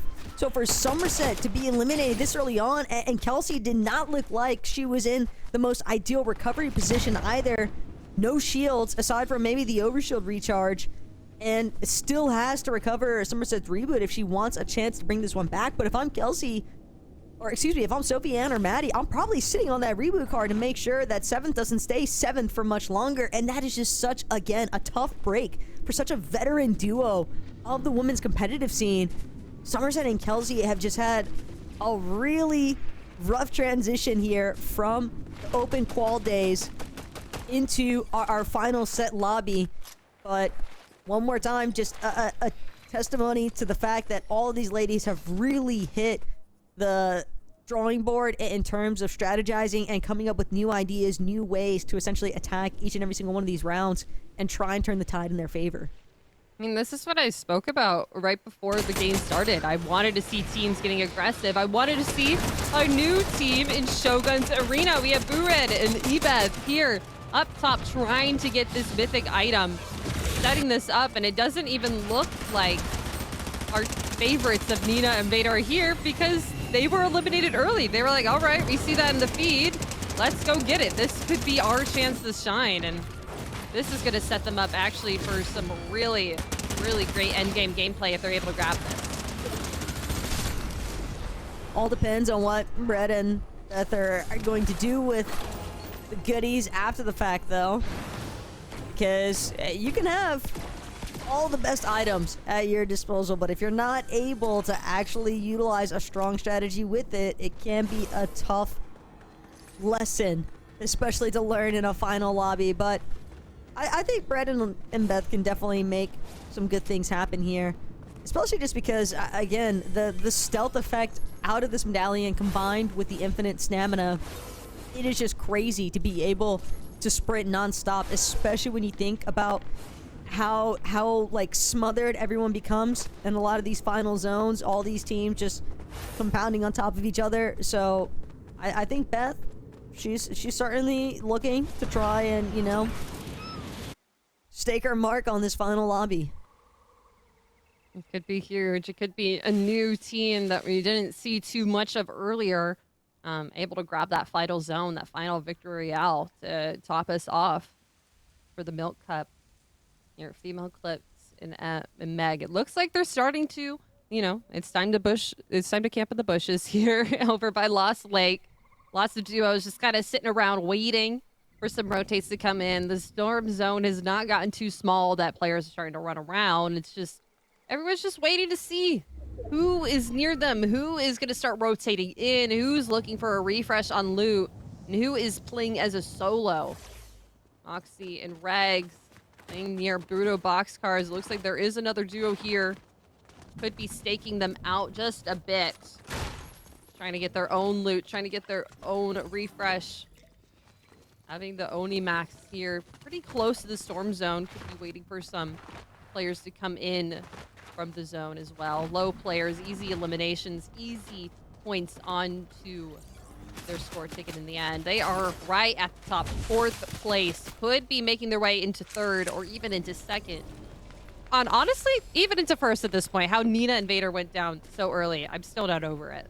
Well, I think part of it might have just been the fact that they were initially potentially looking for an early train disruptance. As far as I can tell, Regs, Moxie, they don't have the mythic hollow assault rifle, so that tells me somebody else took that train to begin with. But Daya trying to hold on for dear life here. She watches Yasmin get eliminated. Sweet Crocs and Glocks right next to the Sprite Shrine. 2 versus 1 scenario. Daya is gonna really have to put in the work. She gets 1.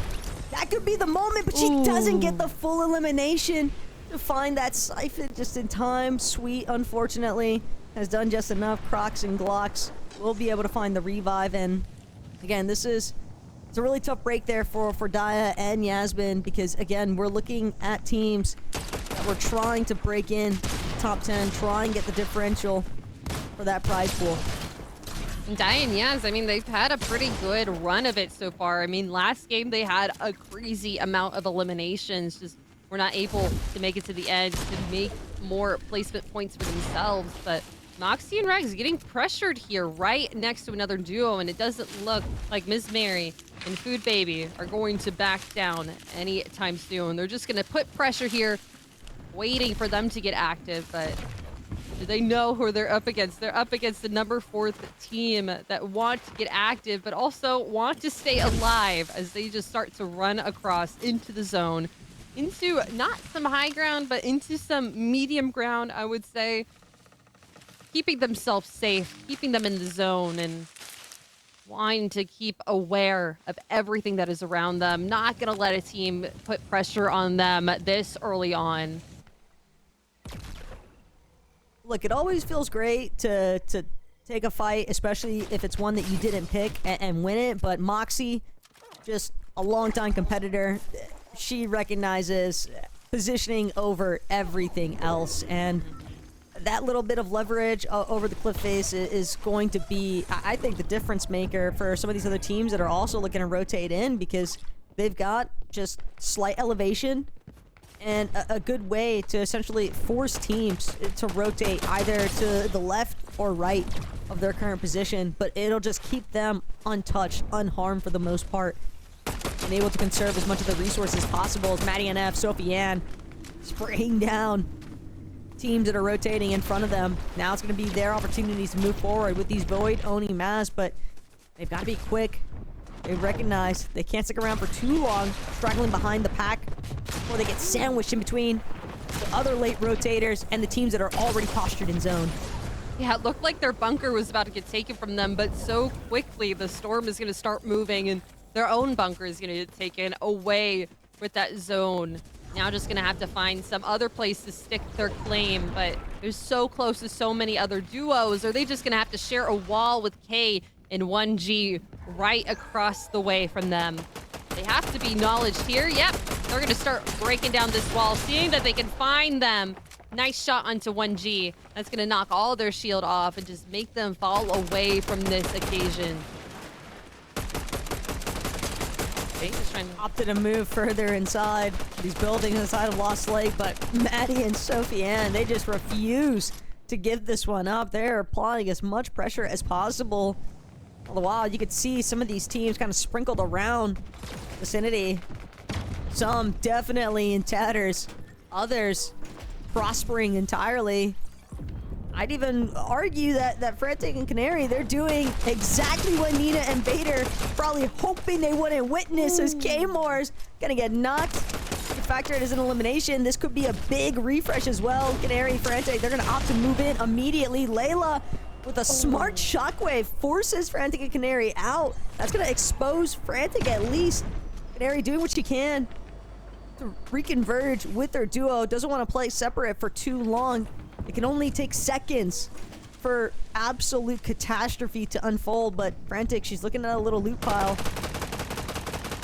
And they're also looking at another team to continue just trying to build up as much as possible. Yeah, eyes are set on something here. Somerset and Kelsey able to stay alive here into the 30th place. He's gonna get shot from the side, but not gonna get knocked down here. Just a little bit more of a tricky situation where they're just trying to see, all right, there's a team over here. We can see maybe they can peek out. Maybe we can get a couple shots on them. All right, there's a team over there. Just getting information for herself and for Kelsey. Trying to see where everyone is going to be starting to rotate as they keep their advantage point on this high ground. Weezer and Cat Attacks in a little bit of a strange situation as they start to get attacked by so many angles. Players are just trying to see them rotate in. Knocks onto walls are going to have to start happening here, as these bunkers are not going to hold for much longer. Incredible effort so far, though, from Kelsey. The fact that Somerset's even been brought back into this lobby to continue giving them another chance to maintain that top 10, that says so much to me. Mental's definitely still intact, still trying to power through and overcome all the odds that have been presented to them in this final lobby. But Somerset, Kelsey, they're certainly a duo that is more than capable of making that kind of bounce back happen. Regs, Moxie, they continue to try and charge forward. Keep in mind, 4th place team, they don't want to drop any lower than that. If anything, they want to go further up on that leaderboard. Fucking thousands of dollars differentials as far as the prize pooling is concerned. But things are getting so hectic here now at Loot Lake. Teams trying to recycle the porta bunkers, not even recognizing the fact that there might still be players sitting underneath. Moxie Regs in a really interesting situation right now, just kind of hearing all the running around in the bunkers right next to them, trying to plot their next move, expecting another team to be around this door. The next zone has revealed themselves, and now they just have to plan. How are they going to get over there? How are they going to stay in this fight, stay alive, finding another team, alarming Amber and co on the other end. So low, just so low. Cat Attack's right around the corner, though. You can just see, just trying to hide, just trying to get these placement points, trying to stay in this top score, in these top points. Billy, Amber. Oh my gosh. How are they going to rotate out of this? So many eyes. Seeing just how cannibalized all these buildings have been. Yeah. With the porta bunkers, the walls just being taken apart, push grenades swamping on the floors. Alarming Amber, they just gotta be careful. Sometimes the Void Oni mask just doesn't go where you want it to. Placement blocked momentarily, but Alarming Amber, Billy, they're ready to move with the rest of the pack, hoping to go undetected. Big find though. The random shield potion on the ground, but immediately the luck turns to catastrophe here. As Regs and Moxie, perfect line of sight. They're immediately going to collapse. Kelsey, Somerset flying overhead now. Regs and Moxie, they recognize this might not have been fighting off a little bit more than we could chew here. They're gonna have to reposition. They're split now. Moxie won't even get a chance to medkit. She's forced to just Void Oni into the air. Fortunately for her, the elimination comes through. Somerset's gonna provide her the siphon that she needs, but still, last trickles of HP. It's not enough. Moxie's down. Reg's gone with her, and everyone else from the lobby moving forward with this next zone. Now just in flat ground, Pandabit just has an Oni mask to their name and their shotgun. Have to stay in this zone. There's no bunkers left. It's all shotguns and these Oni mask teleports. Oh, and the slide down, Pandabit. Are you going to be able to get back to zone? Is going to land on this tree. This is perfect positioning on the same level as Sophie Ann and Maddie. Going to move their way into this. The shotgun shots are making their way through. Maddie gets knocked down. Sophie Ann so low. Crocs and Glocks going to be the better of it. Female Click somehow getting away with it. Now down to Storm. Soiree gonna be it, and that's gonna be Lil Braun. Last one here as a solo gonna get down. It's gonna be E-Beth. It's the team that was able to get that Shogun medallion. Gonna get that last victory royale for Game 6. Her and Red. Love to see it though from Red and Elizabeth there at the end to close things off, because if you're gonna overtake Shogun's arena, if you're gonna be the team that takes on that Shogun's medallion, I want to see what you can do next with it. And Beth just prioritizing positioning, getting in and out, using that stealth to her advantage. The invis combined with that infinite stamina definitely came up clutch there towards the end. Just a perfect way to kind of seal the deal. And I believe that is going to be their first victory royale on the day. And not only that, Apples, but a huge, I would imagine at least, jump in the leaderboards for them. I'm very excited to see how that shifts around. It's just a Shogun Arena diff. That's just how it is when you're able to utilize that ability. That's infinite sprint. You're able to get invisible. They were just able to do it better. And congratulations to them. They were able to get the victory royale on the 6th game. We'll just have to see how they stack up on that leaderboard in a little bit.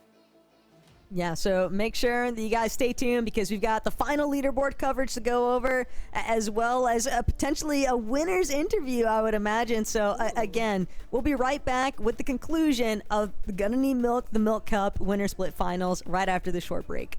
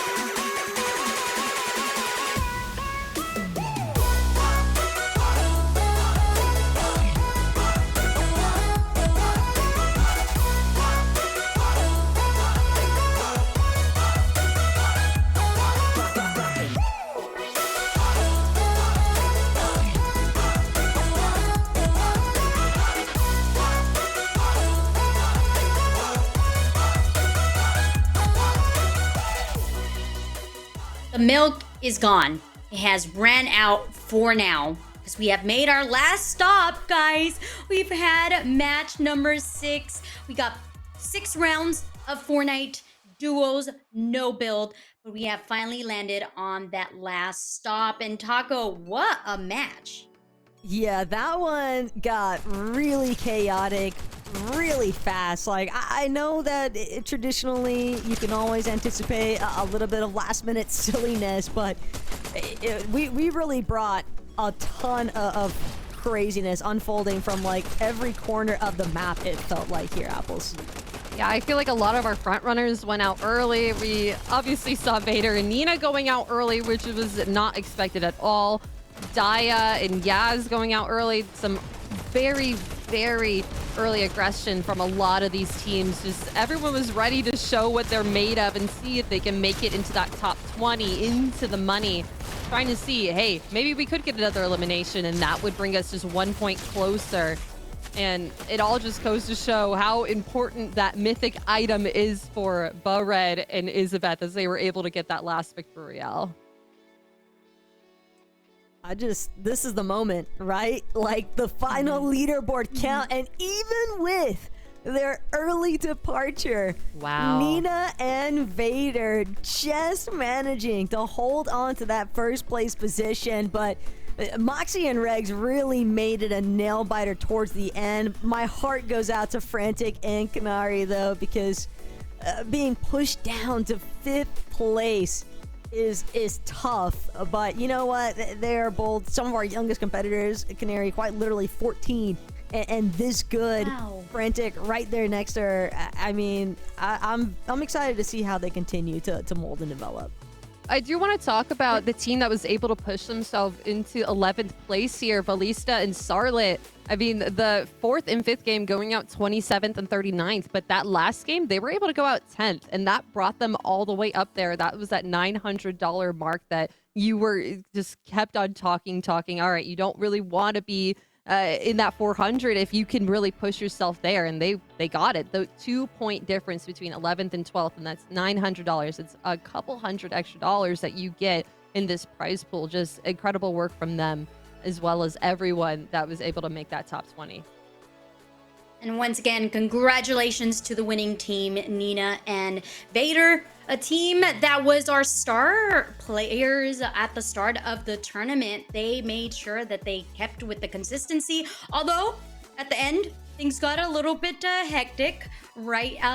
Taco, you were like, either Vader cooked a little bit too hard, or the strat that they were trying to go for wasn't it. But doesn't matter, because you were consistent the other matches before. So in the end, with the eliminations, with their communication, and of course with the help of the milk of their choice, they were able to succeed and win out and get that big prize pool of, I believe, was 15K. Yeah, the Split between two. 15,500 is an incredible prize pool to split between the two. I always love, seeing the success here for all these women that were competing today. Also want to give a friendly reminder that all these beautiful ladies are streaming typically, and so it's always good if you guys want to check out some competitive point of views. I would definitely recommend you just scroll through the Fortnite tab, man. You can see a lot of awesome ladies competing and streaming their perspectives. All right, I have to move on to an interview, but I want to give you guys 30 seconds to say goodbye before we scurry over and say hello to our winners. Let's start off with you, Apples. Well, I'm just so happy that we had such an amazing event. It was amazing working with you, Eve and Taco. The Milk Cup was amazing, and I just got to thank all of you, all of production, and just Milk, Gotta Need Milk, for just showcasing all this wonderful talent and all these wonderful women. Yeah, I mean, Gonna Need Milk, you guys always crush it whenever it comes to the Milk Cup competition. Loved seeing this 50K zero builds, winner split finals come to fruition. Congratulations again to all the ladies that had the chance to compete, and huge shout outs one more time to the Peach Cobbler, Aussie Antics as well. I know he's been doing crazy watch parties for all of the action taking place up to this moment. His chat's always awesome. And then again, just the production team from Radiant, eFuse as well. I mean, everybody just really makes this what it is, and I'm happy to see the competition landscape continue to build for these women in Fortnite. Y'all are amazing. Okay, bye, friends. I'm gonna head on over and talk to some winners here. We got Nina and Vader. Or actually, I get one. I get Nina. Hi, Nina. How are Hi. you? I'm good. How are you? Oh, I'm just excited that I get to talk to you. Okay, I get to pick your brain. How does it feel to win? I feel like the last tournament in Fortnite, at least for this season here, with Gonna Need Milk. I mean, I feel like this is so surreal for me. Like I wanted to win so bad and I finally got it. Going to last game was so scary, especially dying like off spawn, and I'm just so grateful that we won. I'm really just in shock. You had us at the edge of our seats. I can't tell you how many times I was gasping and like biting my nails. I won't show you my nails because they're actually pretty like beat up from just how nervous I was just for everyone in the competition. And I'm gonna ask you about that last game, but before that, what was your strategy to remain consistently at the top? I mean, I just listen to Vader. She usually has the greatest calls ever, so I just listen to her throughout like the whole game. And we usually just rotate like dead side and literally key at anyone with confidence. So that's just how we played today. And it was just great. I mean, it showed you guys. I could never, I could hardly imagine. And I have heard that Vader has some amazing call out. How did you guys came to meet? Were you guys always a duo? I met her. No, we actually like came as a duo over at the last Milk LAN, surprisingly. I met her I through love Twitter. that. Yeah. Oh, oh my gosh, that is so sweet. That's like a story here for Gonna Need Milk to, just go off on. And okay, let's talk about that last match, right? Was that the plan? What went wrong with that one match? I guess since last game we were just rotating like dead side as we usually do, and we like trying to like go more center zone. And we saw people, we were gonna key them, but we backed off, and then we didn't see the team on our left that 3-2-1'd us, and they unfortunately killed us. And I was very nervous that we weren't gonna win, but thankfully we did win. So I'm really grateful. Well, you did the work the previous matches, so it's not a surprise that you were able to maintain that lead. Were there some teams that you were expecting to maybe do a little bit better, or that you were scared coming into this tournament?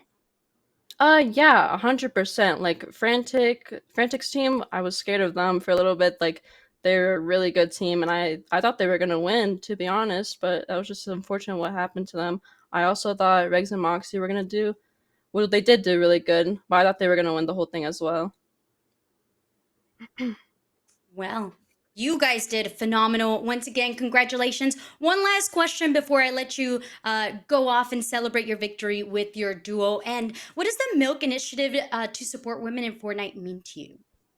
It means a lot to me. I mean, Milk has done like a lot of great things for women in gaming, especially for Fortnite, because we've never really had something like this before, like the LAN and then the tournament. It just means a lot to like girls in Fortnite who actually play competitively and get to show like in the spotlight. Well, we appreciate you, and we are so honored to be able to see your growth throughout these tournaments. And congratulations once again. 15K isn't a small change. What are you going to do with that? Probably just save it, to be honest. I hate spending my money, so. That's a good call. Okay, last one before I let you leave. Favorite milk? Just regular. I don't like any flavored milk. That's okay. Basic is good. Thank you so much, and once again, congratulations. And to everyone who has joined us here at the Milk Cup Winter Final, it has been a pleasure. I hope that you have gotten inspired and continue to support the initiative of Gonna Need Milk to continue to provide these tournaments for females in the Fortnite scene, and also the side of things to bring you as much high quality content as possible. If you would like to be a part of the action, don't forget to go follow us, Gonna Need Milk, on all socials, as well as joining our Discord. There's going to be so many more events to come in 2025, and this is just the start. Thank you so much for watching, and have a great night.